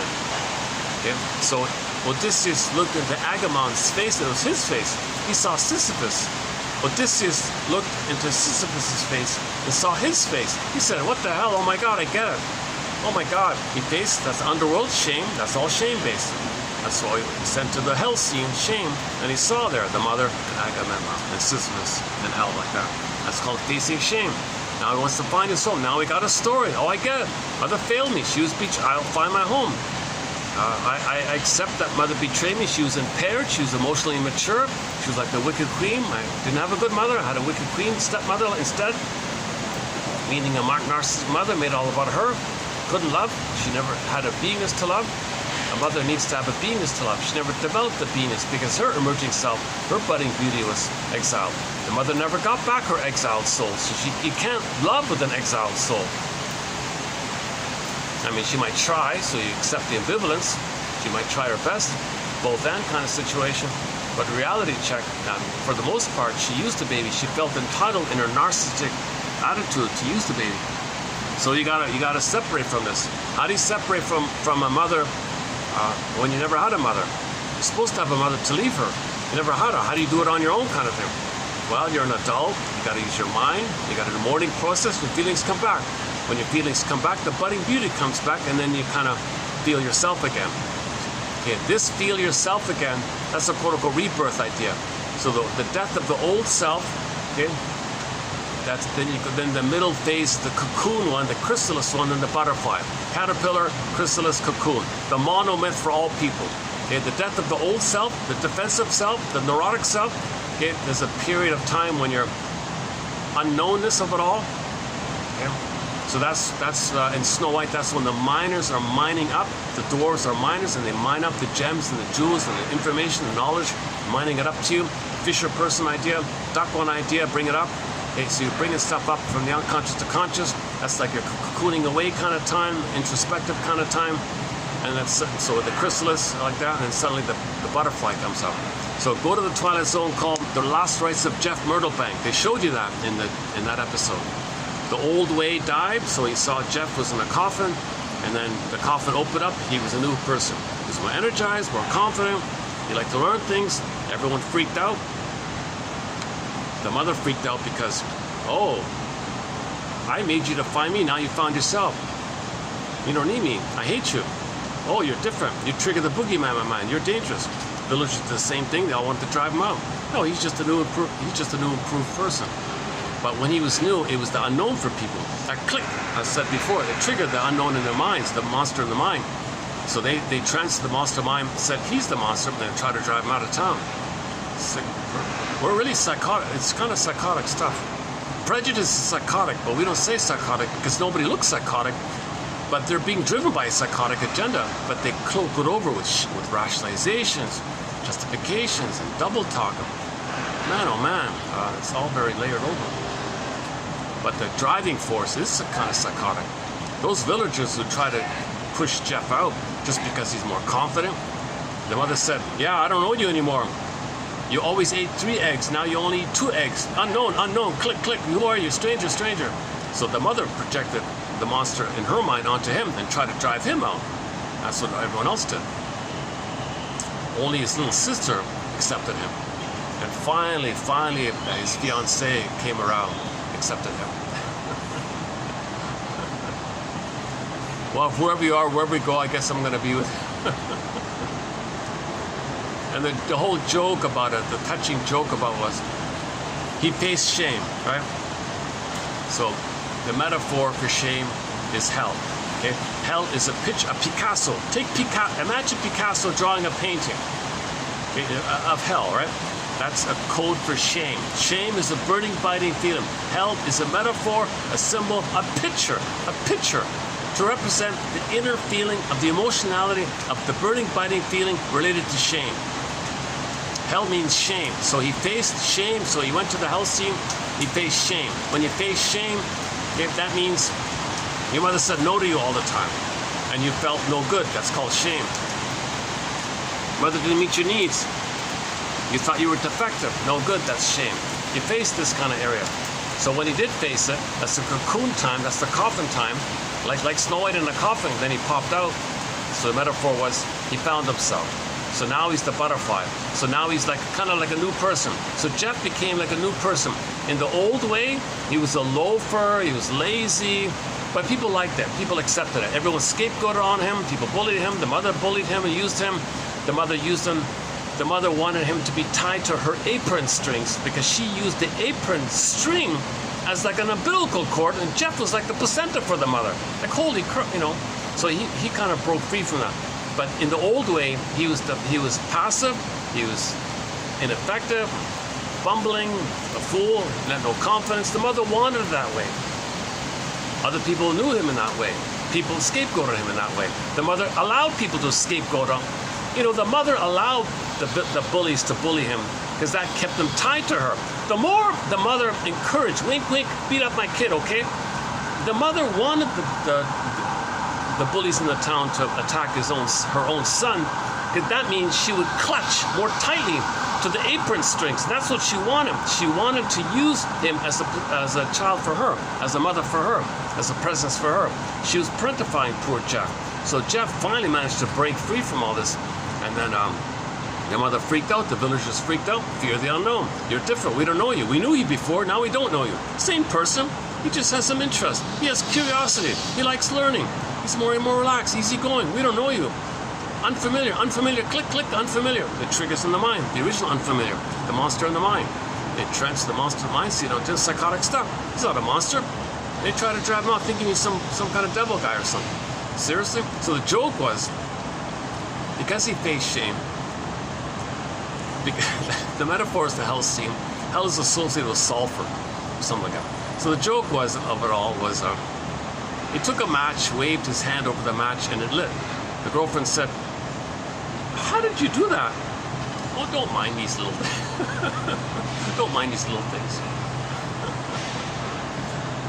So the joke was he faced shame, hell. So they used the sulfur idea as a code for that. Very good episode, season 3 of The Twilight Zone. This dimension beyond sight and sound, but of mind. Not only of sight and sound, but of mind. Limited only by your imagination. The Twilight Zone. Next stop, The Twilight Zone. Very, very good opening, very good kind of short opening for The Twilight Zone. The best closing narration, in my opinion, my humble opinion, for The Twilight Zone is an episode entitled One Life Furnished in Early Emotional Poverty. Episode's not too great, actually. It's okay-ish, but it's not. But the closing narration, man oh man, it's one of the best closing narration. Your mission. Okay, play the theme song to the TV show. Your mission, should you choose to accept it, submitted for your approval, submitted for your consideration, is to watch the Twilight Zone episode, One Life Furnished in Early Emotional Poverty. You'll find him. Okay? And then listen to the closing narration. Actually, that episode is one of the reboot ones. It's in one of the reboot Twilight Zones. I don't think it's in the original one. It's one of the reboot ones. Now you'll find it. That closing narration, man oh man. Spend some time, listen to that closing narration. It's in 3 parts. The bittersweet one, the folly of trying to get an apology from your mother, forget it, and learn that you decided things, so in effect you're the master of your fate, and that'll free you from dead cargo from the Twilight Zone. Dead cargo, right? This weight. Isn't it bittersweet that you're dysfunctional, trying to save your mother? Isn't it bittersweet you're dysfunctional, trying to cover up for her and protect her and save her? And dysfunction is the way to do that. Dysfunction is loyalty to her. Your loyalty is covering up for this. That's the major crime. We don't want to know mother hurt us, so you're protecting her. Isn't it bittersweet that you're protecting your mother? Saving her face kind of thing? You can't heal if you do that. You can't cover up a lie that she hurt you and believe that she's wonderful. You got to face the truth. The truth will upset you free. But isn't it bittersweet that you're so like that? Okay, so let's say, so part B, well, let's say you do try to heal and you call your mother. Will she tell you? You got to be kidding. Narcissistic injury, she'll shame you for it. On this point, go to another Twilight Zone episode entitled One More Pallbearer. It's about the folly of trying to get an apology from a narcissistic mother. She'll just attack you for it. One guy tried to get an apology by creating some kind of elaborate fantasy, scary fantasy scene to shock them to apologize. It wasn't the mother directly, it was the replays of the mother onto 3 authority figures in his life. So it was just the replay of the mother. Those 3 replays of the mother attacked him for it. That's the folly of trying to get an apology from your narcissistic mother. She'll be enraged. You should be thanking for me. You should be thanking me. I gave you life. You should be thanking me, shouldn't you? Guilt trip. Narcissistic injury. I'm the greatest mother in the world. Mother's rights. How dare you imply otherwise? Whoa, whoa, whoa. She can't take feedback. She can't admit doing bad because she doesn't have the beingness to admit it. She doesn't have the ethics and morality and the virtue to admit that what she did was wrong. So the folly of that. So those 3 attacked her for it. Okay, anyways, part 3 is okay, so you're not going to get an apology. So forget that. What about, let's say your parents are not around anymore. Now what do you do? So let's have a fantasy of going into a time machine, which is what that episode is about. He went into the time machine. He went back to his childhood. He saw the childhood. He interacted with his younger self. He interacted with his parents back then. He said, oh my God, I decided things. I made conclusions here. I made beliefs here. I decided things here. Okay, if you can see that, that's the truth. That you're the captain of your soul, that you're the captain, that you're the master of your fate. If you can see that you decided things, then really then really you're the master of your soul if you decided these things. You don't remember it, but if you can remember it, that's the secret like that. That's the great truth like that. And that truth will free you from a useless burden, dead cargo from the twilight zone. Okay, so once again, your mission is to check out that episode. The volume is very low. With the background noise, you're probably not going to hear. It's a night scene, so you don't even see much. So I won't do it here. That's why it's a mission thing.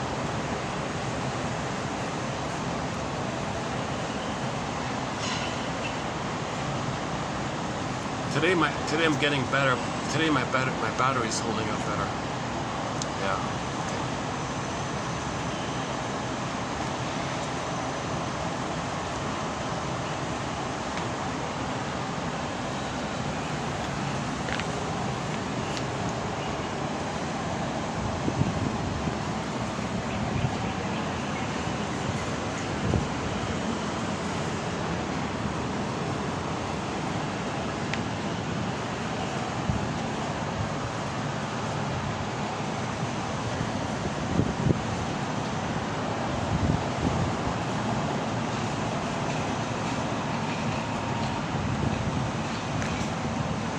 Money is symbolic of a personality power struggle. Okay, so we could say money is symbolic of the negative interpersonal emotional pattern originally imprinted in with the mother. Money is symbolic of that.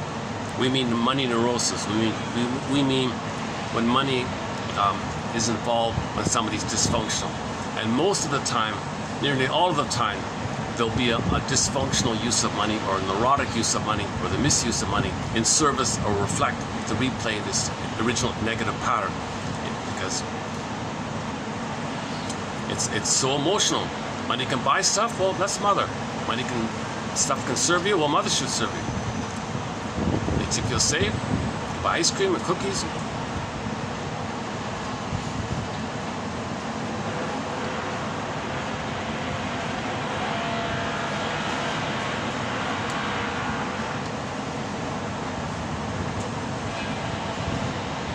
The more trauma, the more of a need to grab like that.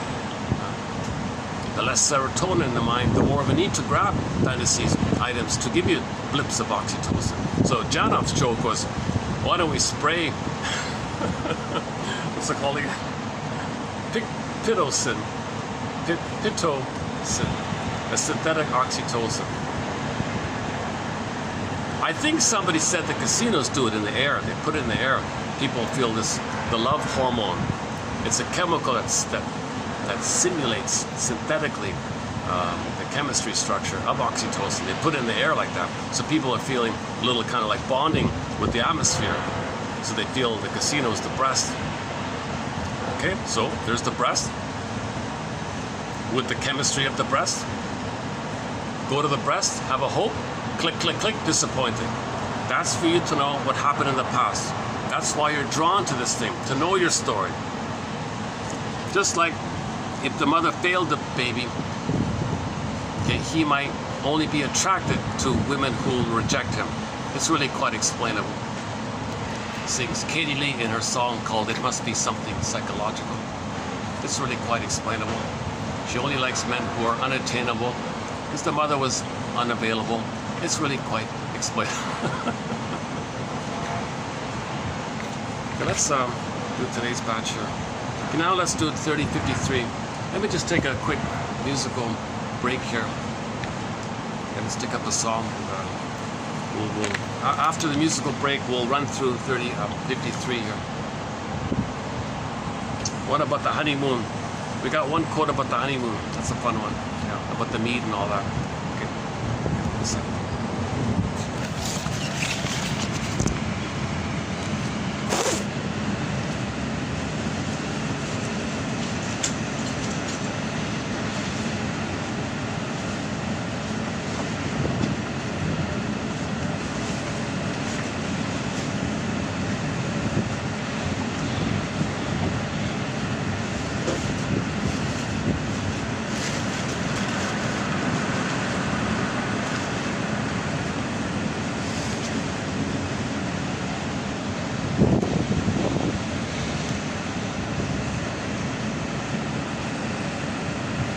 just a game with great triumph.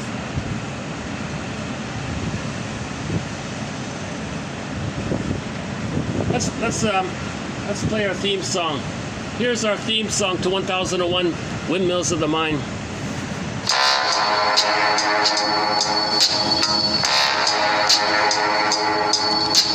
Nachts, wenn die Straßen plötzlich still sind, wenn die Stadt auf einmal schweigt, wenn aus steinernen Kaminen stumm der Mond zum Himmel steigt, wenn es hier in meinem Zimmer leer und einsam wird um mich, suche ich in den dunklen Schatten die Erinnerung an dich und ich fühle, wie ein Augenblick zur Ewigkeit gerinnt, wenn das Spinnrad meiner Träume links zerrissene Fäden spinnt und sich leis zu drehen beginnt, wie sich Mühlen drehen im Wind.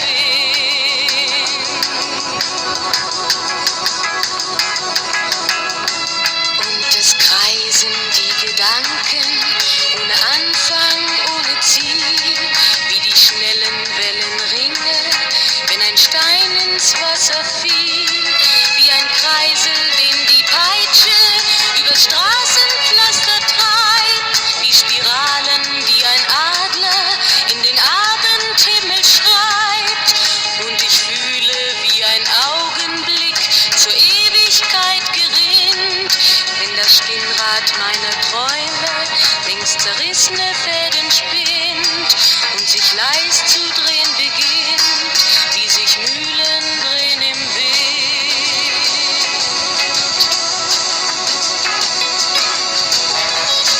1000 Fragen ohne Antwort, 1000 Fragen ohne Sinn. Warum flog für uns der Sommer wie ein Pfeil so schnell dahin? Hat der Herbstwind gar die Spuren unserer Liebe schon verweht? Wenn erst weiße Flocken fallen, ist es dann für uns zu spät. Sah ich eben nicht im Dunkel deinen Schatten an der Tür, hoffte für ein paar Sekunden, du kämst doch zurück zu mir. Doch warum sich selbst belügen? Längst ist meinem Herzen klar, dass der Pulsschlag dieser Hoffnung nur mein eigener Schatten war.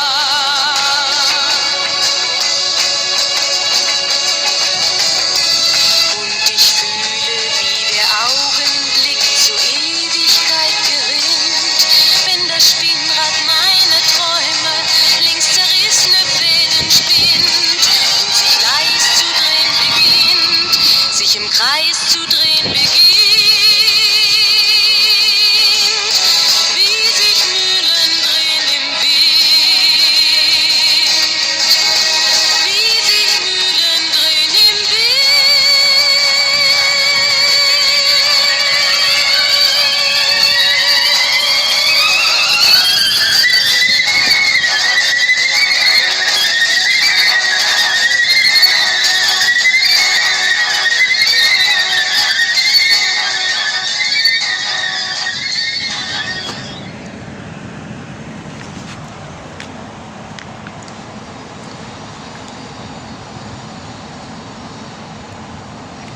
Okay, let's start with the honeymoon one. One version from folklore is that the honeymoon took place long before wedding ceremonies existed. A man would take his chosen bride and go into hiding with her for 1 month. A month became traditional because it was long enough for angry relatives to stop looking for the bride and for the moon to go through its phases. The couple would drink mead every night, a special kind of wine made from honey, hence the term honeymoon. In times past, honeymoons may have lasted longer and involved little expense. The outside world was more definitely shut out, and the partners devoted their attention to each other.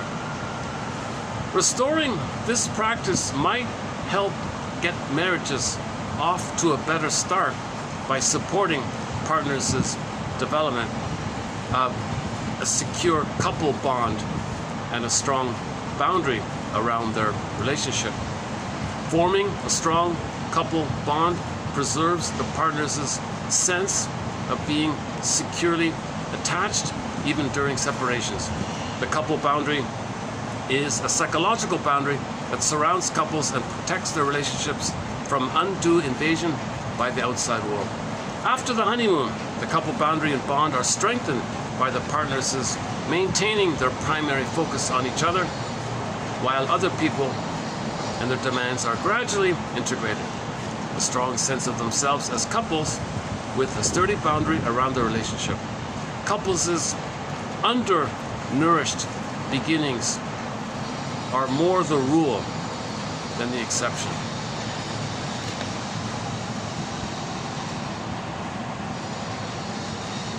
So 1 month, right? That's the moon, the cycle moon, drinking mead, the honey. 1 month of honeymoon. And it's interesting because in the Odyssey, the one starring Armand Assante, when Odysseus was with Circe, she played a humanly role. She morphed into a human woman. And they were like a couple. It may be the first quote-unquote relationship he had with a woman, because they were drinking mead. Now at the same time that was happening, their actual mother pooped away.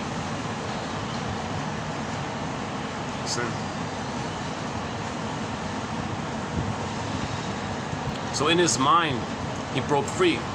And after that scene with Circe, he was more on his way like that. He was getting closer to home. So you gotta leave. See, Odysseus' mother was kind of like the Wicked Queen, kind of a cold, had that kind of vibe like that, right? Evil kind of.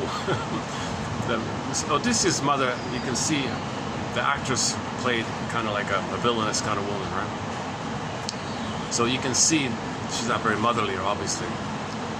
So when Odysseus finally did his journeys, and could connect with a woman, symbolized by the honeymoon, symbolized by the mead scene, the mead, drinking the mead.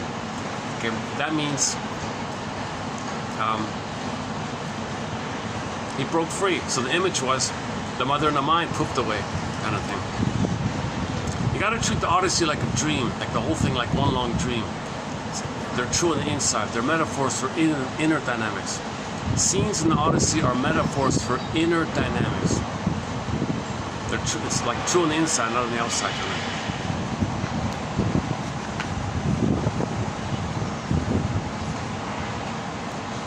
Okay, next one here. Okay, many couples find themselves doing what's called mind reading. Many therapists view a couple's wish to communicate in this fashion as a symptom of pathological fusion, symbiosis, or merged relatedness. So this strong expectation that the couple can read each other's minds, don't need to speak. Don't need to speak, we understand each other. Okay, that's code for that if they're afraid to speak, the thing will be broken, right? And they don't want it to be broken. They're still in that oneness area. Directly or indirectly, couples are prevailed upon to give up mind reading. They may be encouraged to clarify verbally what's going on. Make I statements. Make I statements. When that happened, I felt that. Make I statements. Many try to give up mind reading for the therapist's sake, but this kind of compliance in sessions rarely advances the relationship, let alone the partner's self-esteem. Clinical approaches of this kind reflect a singular emphasis on separation-individuation of the partners without adequate understanding of their equal or greater, in this instance, needs for attachment. Okay, so some couples are kind of leaning towards the oneness one, some might be moving towards individuating one, kind of thing. So if it's a couple's inclusion, they may agree to stay like that. They may agree to do mind reading. So they make themselves unattractive to others, so no one would want them, so they both would feel safe together. So they don't know themselves really. That's the kind of the regressive one. They're not growing together kind of thing. Might feel good, I guess, but a lot's missing. They might be very passive aggressive, maybe some kind of collusion like that. Maybe they cope with it by having affairs or something, or having extra hobbies on the outside. They might find ways of dealing with it, but mind reading and merging are considered to be universal and normal ways couples relate. These essential features of romantic love are fundamental to feeling deeply and empathically connected. However, if such patterns continue to dominate a relationship well beyond the romantic phase, a disruption in development has likely occurred, and these patterns have become defensive. In treatment, I would initially seek to understand with a couple the wishes and fears, often unconscious, that motivate their mind reading. Partners often reveal that mind reading and other forms of merging are felt to be necessary to keep them safely connected, rather than feeling abandoned and alone. So if they talk, I feel alone, you don't understand me, I'm abandoned. Don't talk, let's just keep the fantasy that we're one. I'll pretend I know what you're thinking, you pretend I know what you're thinking. A fantasy. They preserve fantasies of oneness that seem vital to feeling love. When these needs and fears are understood and worked with to whatever depth is necessary, a couple can usually move forward developmentally and change the dysfunctional aspects of these patterns while improving the functional aspects to create a mutual relationship that also supports individual development. So you want like a weave, the relationship is like an umbrella, and the two can grow together under the umbrella. They're both developing, and they're connected and developing, married and still developing. They make I statements back and forth, and they have to practice the ritual of making I statements. Okay. Set the intention, do a smudging, call in the directions, learn from indigenous people about the ego feather, talking stick. Have this understanding that they need to make I statements. You got to create a safe space, understand the process, do emotional clearings, and have some kind of a process like that. One or both partners may begin to differentiate their needs but become anxious about the degree of separateness this process entails, and so they regress back to the romantic cocoon and the safety of oneness. They may stay there briefly to reassure themselves before moving on, or they may be stalled there for quite a while, or they may nest there indefinitely, their development prematurely derailed, permanently derailed. So think about some parents you might know. They may have done that. They never developed. Somebody might think about their parents. Did they develop? Like emotionally, their interests, psychologically, did they ever develop? Or they like the same their whole lives kind of thing? Did they have this collusion kind of thing? Dysfunctional, painful collusion. And there's a lot of mind reading in that kind of thing. So for more on this point, go to Jörg Willi's book called Couples and Collusion. We ran through a kind of a list of those things, those collusions.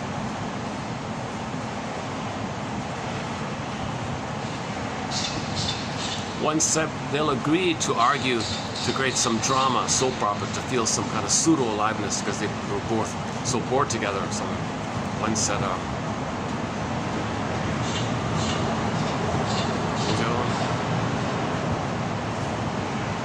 yeah, they'll agree to make themselves unattractive to anybody else. They wanted to convince each other that no one else would want them, so they would be dysfunctional and messy and look like slobs. Yeah, no one wants me. Yeah, don't worry, I'm not gonna leave. No one's gonna take me. Yeah, I'll do the same. Collusions kind of thing. Bittersweet, right? Maybe, right? But they want to stay regressed. They want to stay connected. They want to stay regressed in the mind reading world. So couples who are, what he's trying to say is, couples who are very invested in this mind reading kind of thing, and they don't want to talk. No, we can't talk. Because the moment they do, separate. Oh, abandonment. You love me. You don't love me. Oh. So the answer is, how do you preserve the marriage and both grow together in the umbrella of the marriage, stay together, growing together, developing together. It's a mutual growth in the umbrella of the marriage, connected and developing. So you got both going on. You're connected, you're safe, and that safety of the marriage, the safety of the we, allows both to grow and the I's to develop. And this is done through I statements, making I statements. When this happened, I felt this. When that happened, I felt this. This brought up my past stuff. This brought up my past stuff. And your grief is healed when it's witnessed by caring others. So you're going to both be caring others for each other because you're conscious that you're going through this healing journey together. So marriage can be a healing path, a developmental path, a psychological path, spiritual path. Marriage can do it like a therapy. Marriage can be a therapy, in other words, if they're conscious of it. So they got to take workshops and learn how to make I statements. They got to read all the models out there on how to make an I statement and pick one that they like. Maybe invent their own one or something. Create a ritual, an intentional ritual, and they know why they're doing it, and they know it's going to clear what's coming up, and they want to clear what's coming up, and they have the courage to clear what's coming up, their triggers, their past, and they can have little things to do in that area.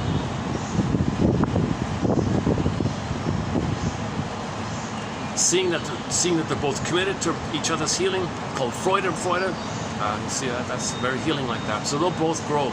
They'll both be more embodied, more creative and healthy and expressive, and their marriage will reflect that. Their relationship will reflect that too. They'll be a happier couple, a healthier couple. They'll be more fun to be around, I guess.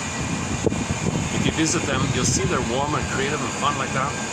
Not putting on a show for the public, and when the doors close, they ignore each other. Not that stuff, you know. Or sometimes you visit a couple's home and you can really feel the tension in the air, like whoa, get me out of here. You know, there's so much hostility like that.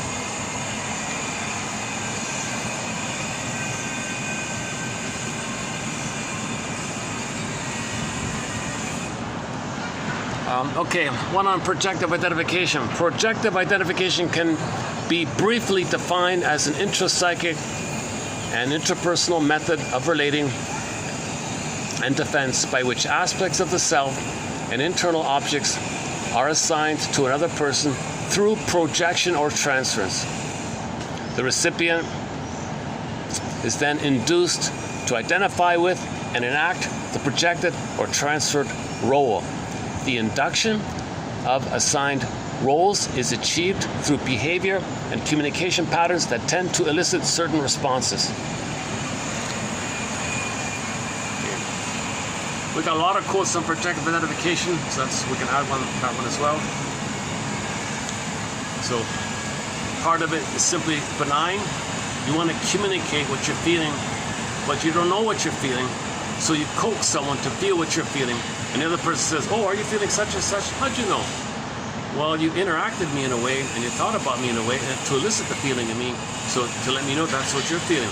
So that's projective identification as communication, kind of benign like that. Friend says to the friend, he notices he's feeling sad. Are you feeling sad, by the way? How'd you know? Well, the way you're talking, I feel like a tug in me to feel sad. Maybe you're trying to communicate that you're sad. I'm so glad you brought it up. Okay, what's up? Go on. Often it's defensive. You don't want to admit that you're sad, so you're invested to see them that they're sad. So you coax them to be sad, believe they're sad, interact in a way that has the assumption they're sad. That puts a tug and a push and a pull for other people to kind of respond accordingly, and they end up feeling sad. Oh, good, you feel sad? I don't know what's within. Sometimes I don't want them to display it. So you project something about you don't know onto them. You assign that person as being the person, that their identity possesses the thing about yours that you don't want to know. You now thinking they are that of yours, holding that of yours that you don't want to know. Now you are convinced they feel sad, and you don't want to know that you feel sad. With that belief, your identified belief about that, okay, that ends up putting a kind of inducement. Like it induces people to, what do you want me to say here? You want me to say that or something? Now I feel sad. Oh, good. That's a defensive kind of thing. People with narcissism. People with narcissism do that. People with BPD do it. Stinger personality patterns, bully patterns, Iago patterns. They do a lot of that. Projective identification is considered, quote unquote, a primitive defense mechanism, meaning trauma before 18 months. Normally, what's supposed to happen? The baby communicates. Mother picks up the signal. She can process it. She can metabolize it. She can understand it. She's strong enough. She gets it. She replies with love. Baby sends the signal of distress. Mother gets it. Quote unquote. Thinks about it. Why the baby's distressed? Needs unmet. Oh, I get it. And makes the adjustment. Corrects her behavior. and then provide soothing, and the child is calmed down. So it was healthy like that, back and forth. If that's failed, people do it to others. You be my mother, understand what I'm feeling, process, make me feel better. They can't. They're not your mother in the past. They can't correct that imprint that was laid down by your mother. But people are stuck in that kind of crazy making mode. And so that's called crazy making sometimes, projective identification. And there are a few other kind of points on that. Communication, defense against feeling. On this issue that you're still in the past, trying to get mother soothing. Others are standing for mother. Could you soothe me for the past? But they can't because the person present, not the mother of the past.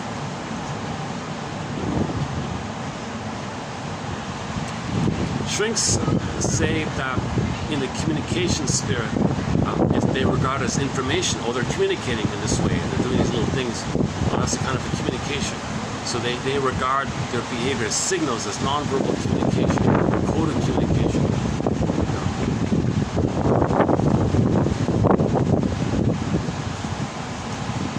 If I'm not mistaken, was it Star Trek or some science fiction episode had that.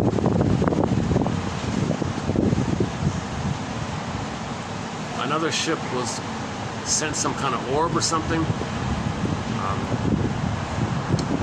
Let's say Star Trek or something. They fed it some information or something, sent it back like a communication, and the sender felt better and everything was okay. Somebody used that example for projective identification. I forgot about that one.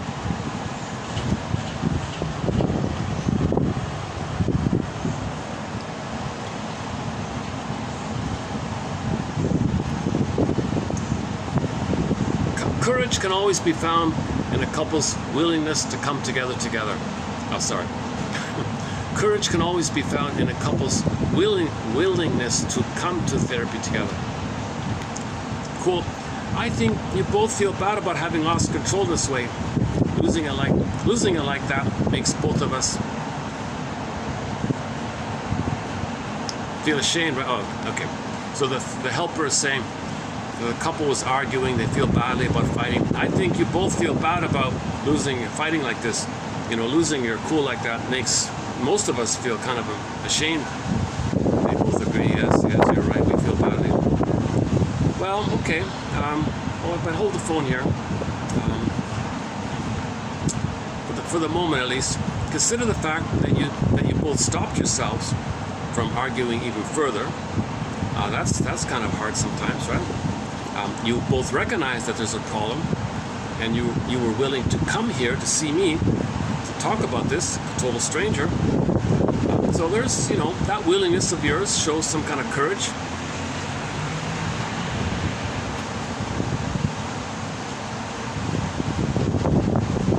So-called positive approach, right?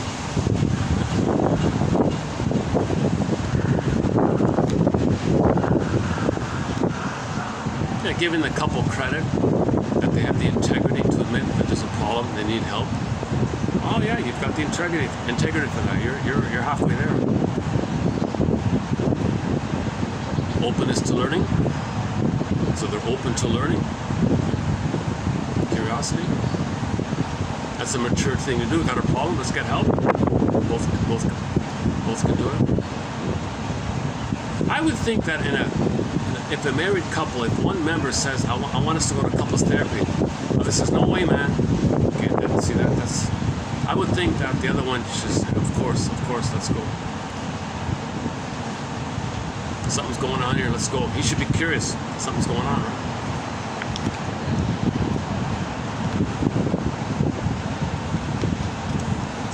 Here's the rumor one. And I talked about this in preview mode. There's a rumor about Mr. Freud. The rumor is as follows. It was nearing the end of the session. The hour's almost up. And Freud banged his fists on the couch and said, "You must try and remember." You must try and remember. And the client said, "Well, after that, I certainly can't." So it's all about memory The lady was telling her story, but no memory was coming. Time was up. He got impatient. He banged on the couch. You must remember. Well, after that outburst of yours, stressing me out like that, shocking me like that, I'm surely not going to remember now, right, Mr. Oh, you're right. It's all right. I feel badly for banging on the couch. You're right. You're not going to remember. You don't remember when you're scared. If stress is there, you got to feel safe to remember. He did the opposite. He scared her. He's like, will he ever trust her again? Will she trust him again? I don't know if it's true or not, but somebody passed it along.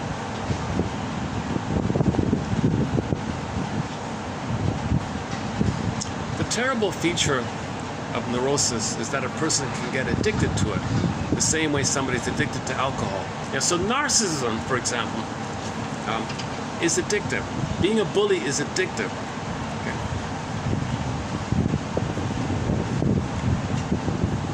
Because you're trying to blip up the connection of oneness somehow, in a perverted way, in a painful way, recreate that connection. Give yourself the fantasy that you were one with the breast. If mother hurt you, you're the aggressor, hurt someone else, oh, one with the breast. Mother hurt me, I was one with the breast. Liberalize the pain. So the sadism is like the flip of the masochism. So he identifies the aggressor. Other person will play him, he plays the mother. We plays the thing, you play me, we're one, I feel the oneness. And if you feel the oneness, you get the oxytocin. So it's addictive. The pain's still there.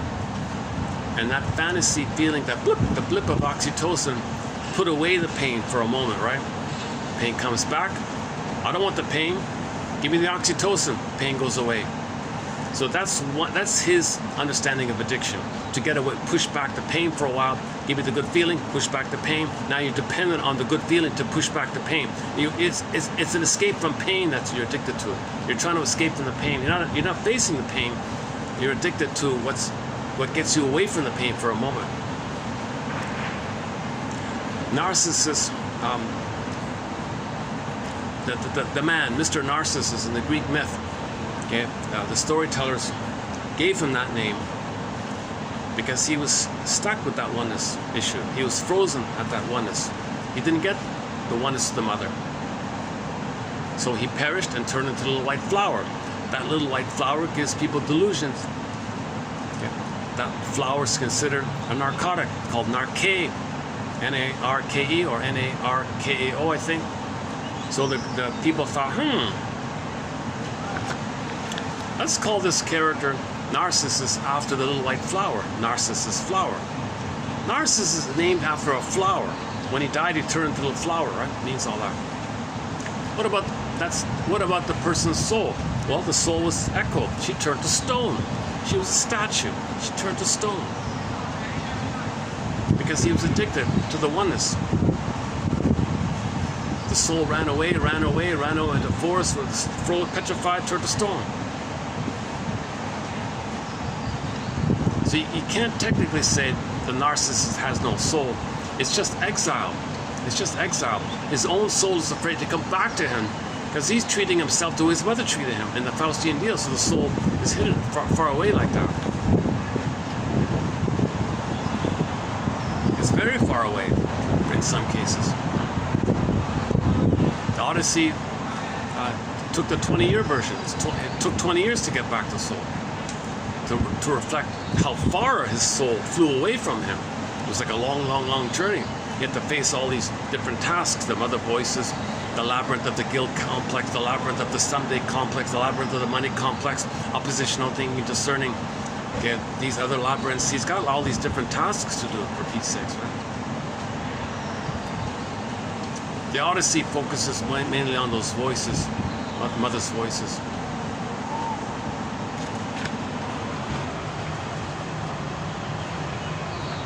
Oh, voices carry. I tried to play a band called Till Tuesday, their main one-hit wonder called The Voices Carry. Yeah, it's another copyrighted song. To my surprise, the Bob Marley song, Rat Race, got through. I could play Rat Race. Yeah.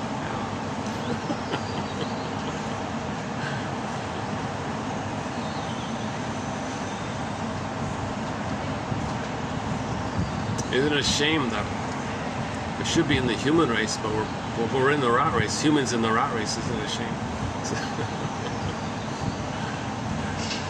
He only has a few lines in there, but man, oh man, they're quite they're to the point kind of thing. How are we doing? Let's check the time again. Should I just wrap it up here? 47%. Oh, I did get an early start, right? Yeah, today I got an early start. It's only 5:20. Oh, sorry, 5:20.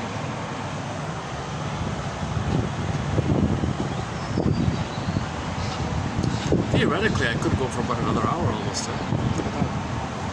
Let me think. So we finished with 3053, honeymoon, the mind reading, projective identification, the counselor's positive feedback for the couple making an effort, and the rumor. I'm calling it the Freudian rumor. And the addiction one. Narcissist is an addiction in the same way a person is addicted to alcohol, he said. See, alcohol, once again, alcohol, yes, the concentrated sugar tricks the brain into thinking that the person is safe, so from safety you get serotonin. That's part of it. But the fantasy part of it is explained by Ullman and Paul in their book called Narcissus in Wonderland, good book, is that the alcohol is going to be an ATM, an addictive trigger mechanism, where the alcohol, where the beer bottle functions as a symbolic breast. The beer bottle is going to be, in your fantasy, a symbolic breast. You're not going to know, you're not going to think it. The advertiser's not going to say, here's the breast. No. But your unconscious is yearning for the breast. So round bottle, top nipple, round. Yeah, the round. Sometimes the bottle, the beer bottle has an extra firm, roundish kind of suckling kind of rim-like part. As closely as possible resemble the effect of somebody nursing at the nipple. They would make the nipple a little thicker or something. The nipple on the side. Anyways, the point is, the person is going to unconsciously, remember, when there's trauma, we have the unconscious hope for the fulfillment of old unfulfilled needs. So the original old unfulfilled needs was, there was a problem in the nursing time. So present the beer bottle. The person will unconsciously think, oh, there's the breast. No, it's an ersatz breast, not a real breast. It's a mirage of the breast. You don't consciously think it, but your unconscious might have that triggering effect. The idea is the fantasy effect. You want the fantasy effect. So the fantasy effect is the ATM. So the symbol of the breast functions as a fantasy effect called the ATM, the addictive trigger mechanism. If you get the fantasy effect that you're one with the breast, that's the blissful union. Okay? Babies, when they're one with the mother, they feel paradise, Garden of Eden, Shambhala. So you feel that for a minute. The pain you really feel is pushed aside, so to speak, and you feel that oxytocin, serotonin from the fantasy exercise. The beer is not mother's breast, but why do you feel better? Well, the fantasy of oneness. So beer is just a fantasy of oneness with the breast. Okay, plus the concentrated sugar part, the trick of the chemistry of the sugar, making you feel safe because of the abundance of food, but abundance of sugar, abundance of food. We feel safe a little bit like that from the mammalian brain's point of view. But it's mainly about the fantasy side. So again, if I understand John correctly, addiction's more about this blipping for the moment of the fantasy to get the oxytocin to push back or to put aside for a moment the pain. It goes away, the pain comes up, you put it back. So you don't want to feel the pain. Give me the good feeling, push the pain back. You're not addressing the pain. You're not airing out the pain. You're not addressing what's causing the pain. You're just doing this pushing thing all the time. The pain increases, so give me 2 beer bottles. The pain increases, well, give me 3 maybe. And you get sick, I don't know. That's all dysfunctional stuff. Again? What was that again? When someone has not been close to either parent very early in his... When someone has not been close... Hey, let me do a lazy... Let me do something lazy here. Let me let the iPhone read out 3070. Do you prefer the female voice or the male voice? I got two voices. I got two voices on here. Let's read out this Janov one here. One second. Let's do it here. All right, let's do it here. All right.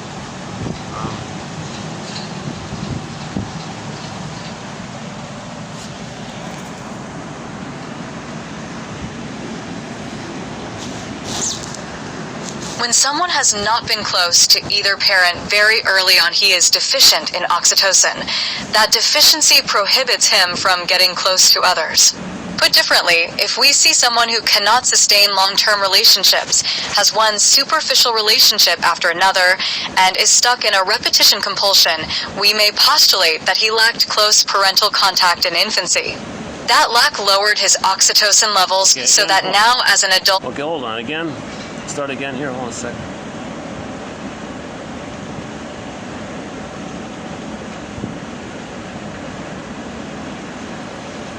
When someone has not been close to either parent very early on, he is deficient in oxytocin. That deficiency prohibits him from getting close to others. Put differently, if we see someone who cannot sustain long-term relationships, has one superficial relationship after another, and is stuck in a repetition compulsion, we may postulate that he lacked close parental contact in infancy. That lack lowered his oxytocin levels so that now as an adult he does not have the chemical wherewithal to relate intimately with another human being. When two close talapoin monkeys who have been separated reunite, they groom each other with enthusiasm and their serotonin levels mount considerably. Love calms, and so do the neurochemicals that put down pain. Love suppresses pain through the release of certain neurotransmitters and relaxes us. Early love does that permanently. When we miss someone, it may well be that our serotonin supplies are lowered due to the pain of separation. We are hooked onto the other and need that other person to normalize. That is how we can be addicted to someone else. When it is low, there is less emotional attachment, less social behavior and caring, less touch and caress. In short, less love. When it is high, there is relaxation, rest, growth, repair and healing, loving behavior, and feeling attachment. It is found only in mammals. Oxytocin, like hugs, calms. Oxytocin accelerates birth. A synthetic oxytocin, pitocin, is given to mothers who need stimulation for contractions at birth. What we shall learn later is that it has uses far beyond birth. It may well be that we can inject love, or at least inject something that encourages it, that helps us attach to others and bond with partners, something that allows us to feel close to someone else, to feel and empathize with their feelings and pain. Scientists recently took mice that were loners and injected a gene of vasopressin into them. This was taken from the prairie vole, known to be gregarious and faithful to its mate. Result: the mice became more social, more caring about female partners, and spent more time with them. There is enough evidence now to show that the newborn's heart rate, body temperature, and respiration rate are governed by the mother. When she is maternal, there is a positive effect on the baby, and the set points of heart rate and blood pressure become normal. When she is not, it becomes negative and traumatic, and we may find later on a tendency toward high blood pressure, for example, or cardiac problems. Her neglect changes the biochemistry of the baby, perhaps permanently. The postnatal period is a simple extension of the prenatal one. Loving feelings are transmitted to the fetus through the biochemistry and oxytocin levels of the carrying mother, and then later through the physical contact. The physiologic effects of the mothers caring on the infant are the same. We may have been loved after birth, but suffered severe traumas in the womb while we were being carried. The body and its physiology do not lie. If there were severe traumas or early lack of love, it will show up in the imprint. That imprint is neurochemical. It is my guess that some mothers who need oxytocin to help out in the birth process may have had a history of pain that has lowered their levels so as to make giving birth difficult.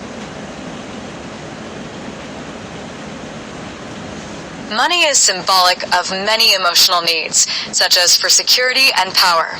J. Gray / your relationship with money can be looked at in the same way as you look at other relationships, as a very powerful reflection of your own process of integrating all the energies within yourself. The way money flows in your life has something to do with the way your own life energy flows. Escowain / money is symbolic of a personality power struggle. Are Cox and D. Blanton. On this day, descendants should burn paper money in honor of their ancestors or deceased loved ones, a token of sending symbolic clothing that should shield the deceased from winter cold. Why Yang? The child moves from gifts to barter to trust and symbolic transactions. Because money symbolizes the heart's desire and is bound up with the therapeutic process itself, each analytic therapist needs to analyze her own relationship to money and its symbolic power. S. Schwartz referencing L. Merton. The money neurosis as outward expression of the oral regression. What remains is a deeply depressed injustice collector who cannot be appeased by any of the things he or she consciously yearns for. Every gift is succeeded by a new demand. Eat burglar. The seed that has been saved from the previous harvest is invested in producing a new crop. If more money is put into the economy, but more goods are not, the value of a currency will be diluted. As Ralph Borsodi observed, most present-day money is backed by loans which should never be made. Loans made to finance war and the military-industrial complex, to finance speculations in securities, commodities, and land. T.H. Greco. Look, I think my favorite line is the one by Burglar. Money neurosis is an outward expression of oral regression. The person is fixated. That's a regression. Money neurosis is an expression of that. That the oral fixation is the trauma, the freezing, the needs not being met, and there's a freezing there. You're fixated there or frozen there. Money neurosis will reflect this problem that took place between the baby and the mother. The problem took place, freezing, fixated.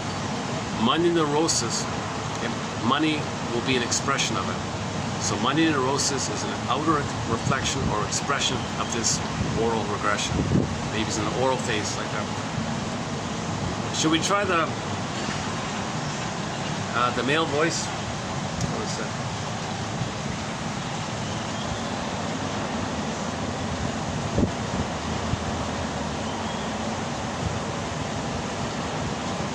Okay, let's do it one more time.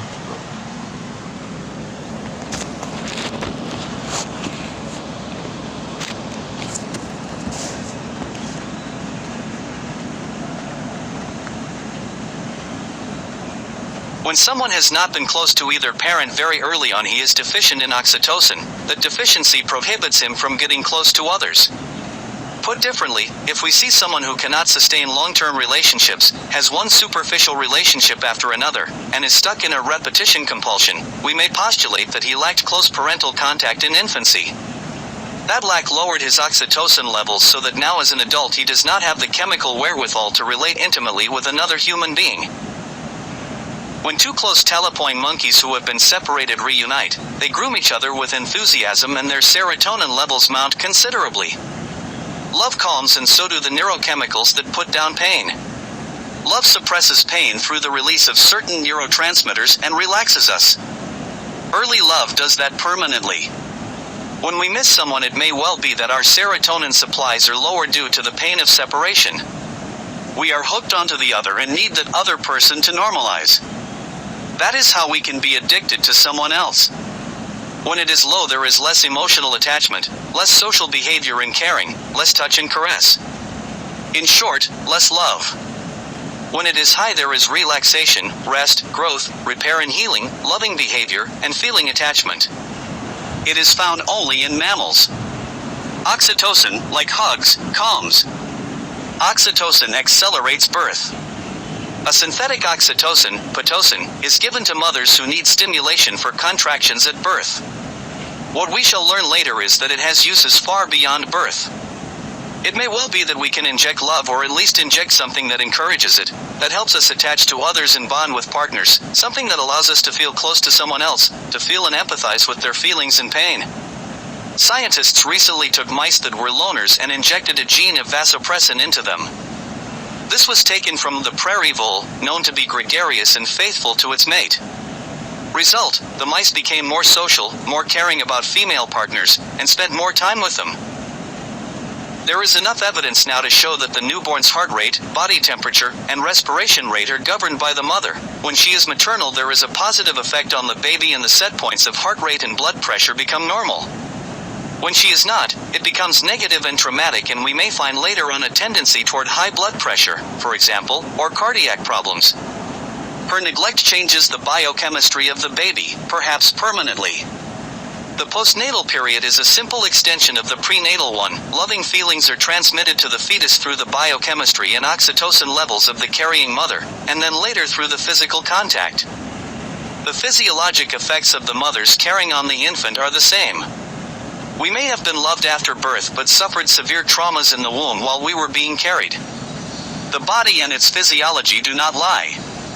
If there were severe traumas or early lack of love, it will show up in the imprint. That imprint is neurochemical. It is my guess that some mothers who need oxytocin to help out in the birth process may have had a history of pain that has lowered their levels so as to make giving birth difficult.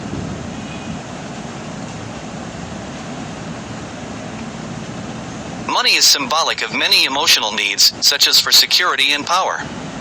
J. Gray/your relationship with money can be looked at in the same way as you look at other relationships, as a very powerful reflection of your own process of integrating all the energies within yourself.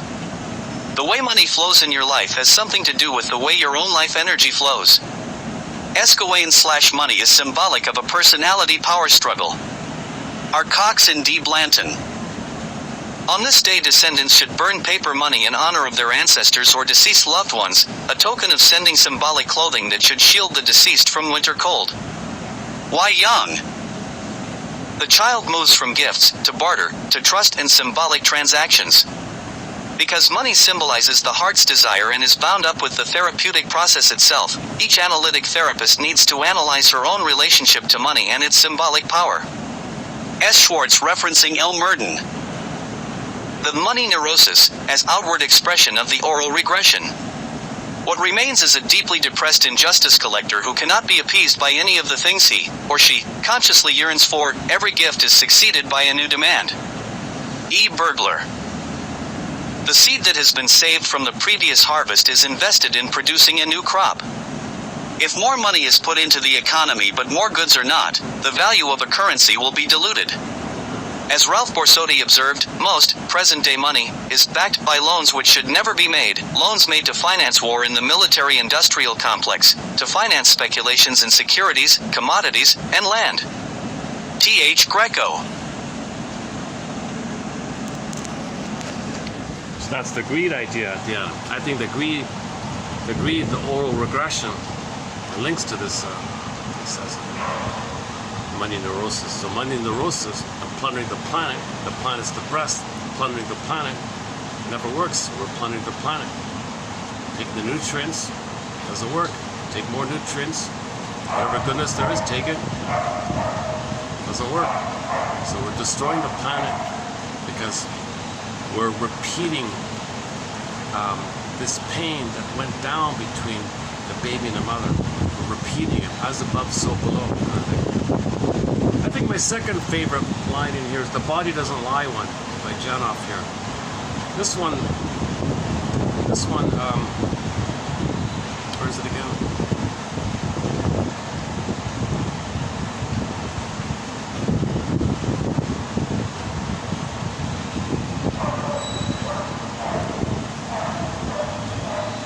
Hang on, where is it? Hang on a second.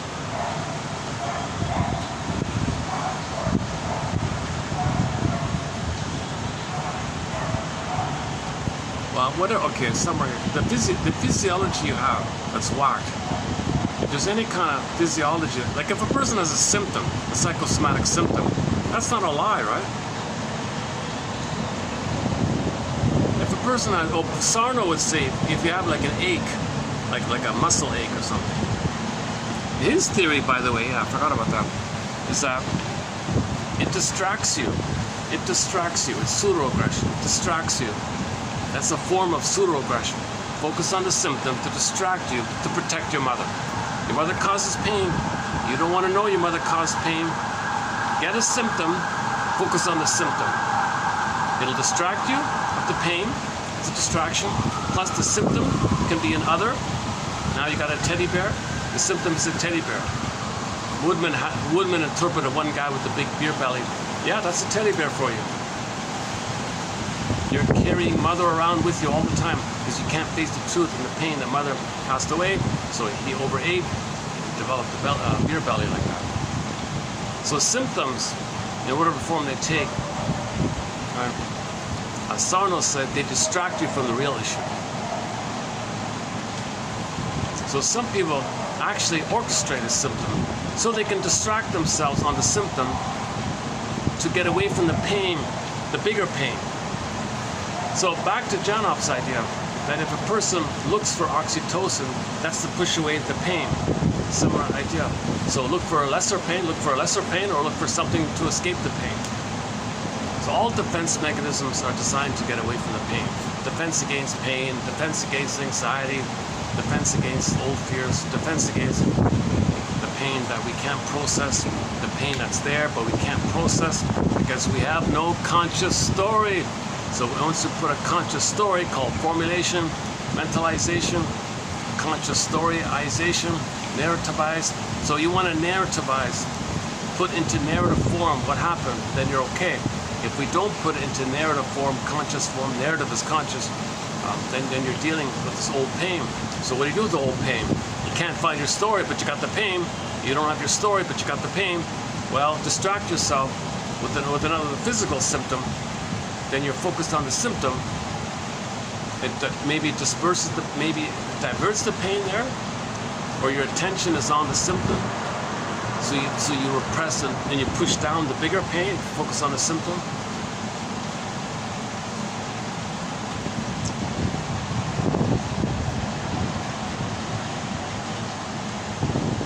Yeah, it may be, it's funny about the one line he said today was maybe some babies are traumatized in the uterus, but everything else was okay. So the mother was excellent in every other way, but maybe there was some kind of other accident while she was pregnant. So the person has physiological problems, but nobody can recall any kind of problem post-birth. The trauma might have been pre-birth, prenatal trauma. Prenatal trauma may set in permanently, the set points. And the mother couldn't. They say mother can correct birth trauma if she's loving, but if she's not loving, she can't correct the birth trauma. It's all a question of when does quantity become quality. It's all a question of degree and how much, right? Maybe we should start to wrap it up here. Today's video didn't seem too bad. Yeah, it's okay. Luckily we got the breeze today. Okay, let's see what's coming up. So what the readout we did, the male and female, but that's the preview of 3070. So go to 3070 if you want to read those quotes on love and money. I think that's the first time, just by accident, we have a page of quotes on love and money. Oxytocin and money. Okay, coming up in 54. What do we have here? Hang on a second. Okay, 54. Okay, one from the show, Next Step Beyond, okay? Oh, okay, we got one from the Next Step Beyond one. The one about the police officer. Yeah, okay, yeah. Oh, no, sorry. Wait, no, that's a different one. Oh, yeah, it is him. Hang on. Carl. hang on. His guilty conscience.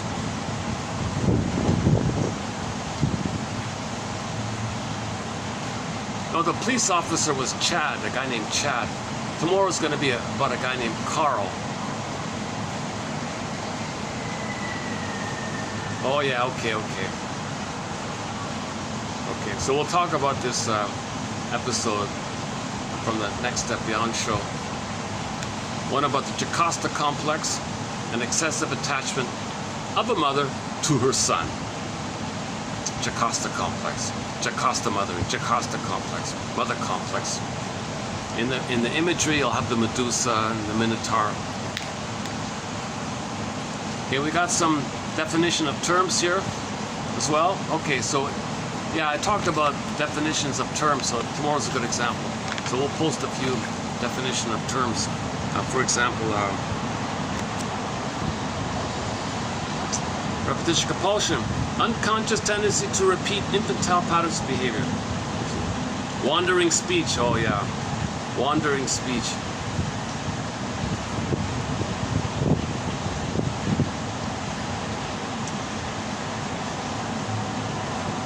Okay, and a couple of others. Okay, one about TA, Eric Byrne. Yeah, Eric Byrne.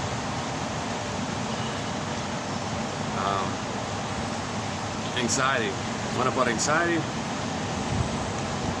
One about eco-psychology. One about free association. One about TA, Eric Byrne. And a couple of definitions. And finally, the next step beyond.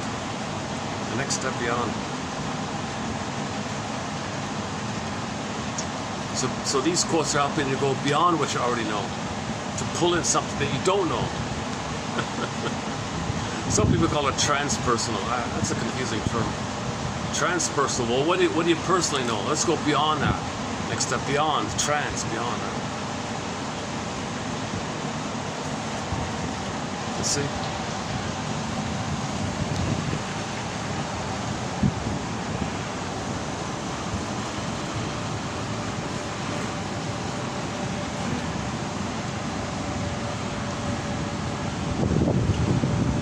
Nice tree. They got a nice tree here. Showing up here. Yeah, and yesterday in the park, there were some nice trees there as well.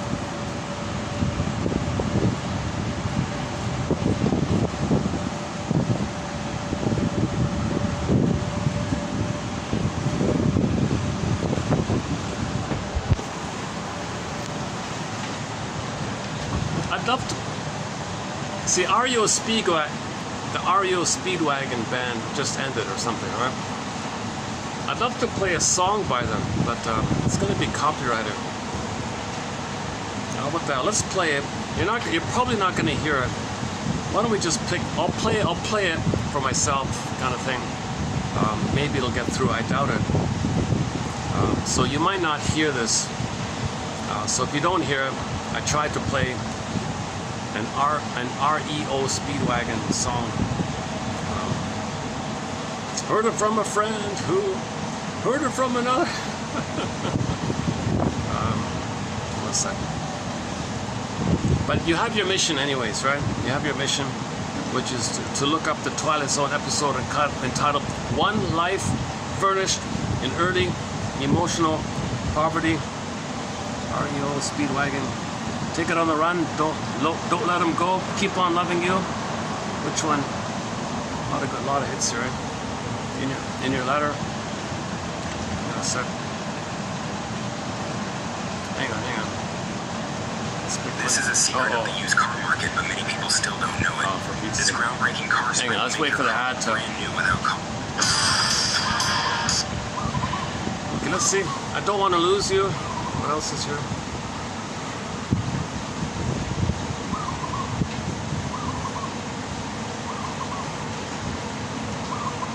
This is just from the Hits album. Let's see. I don't want to lose you. Here with me. Roll with the changes. Keep on loving you. That ain't love. Take it on the run.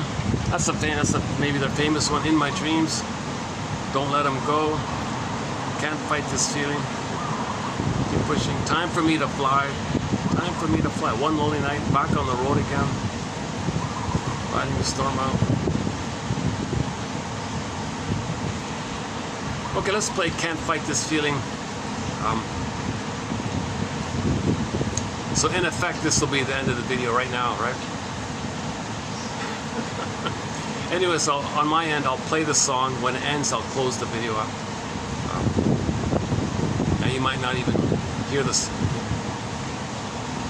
What you're hearing now might be the end of the video, but I'll shut the video out when the song ends. But that might get trimmed out. Okay, so thank you, Ario Speedwagon. A lot of great songs. Yeah.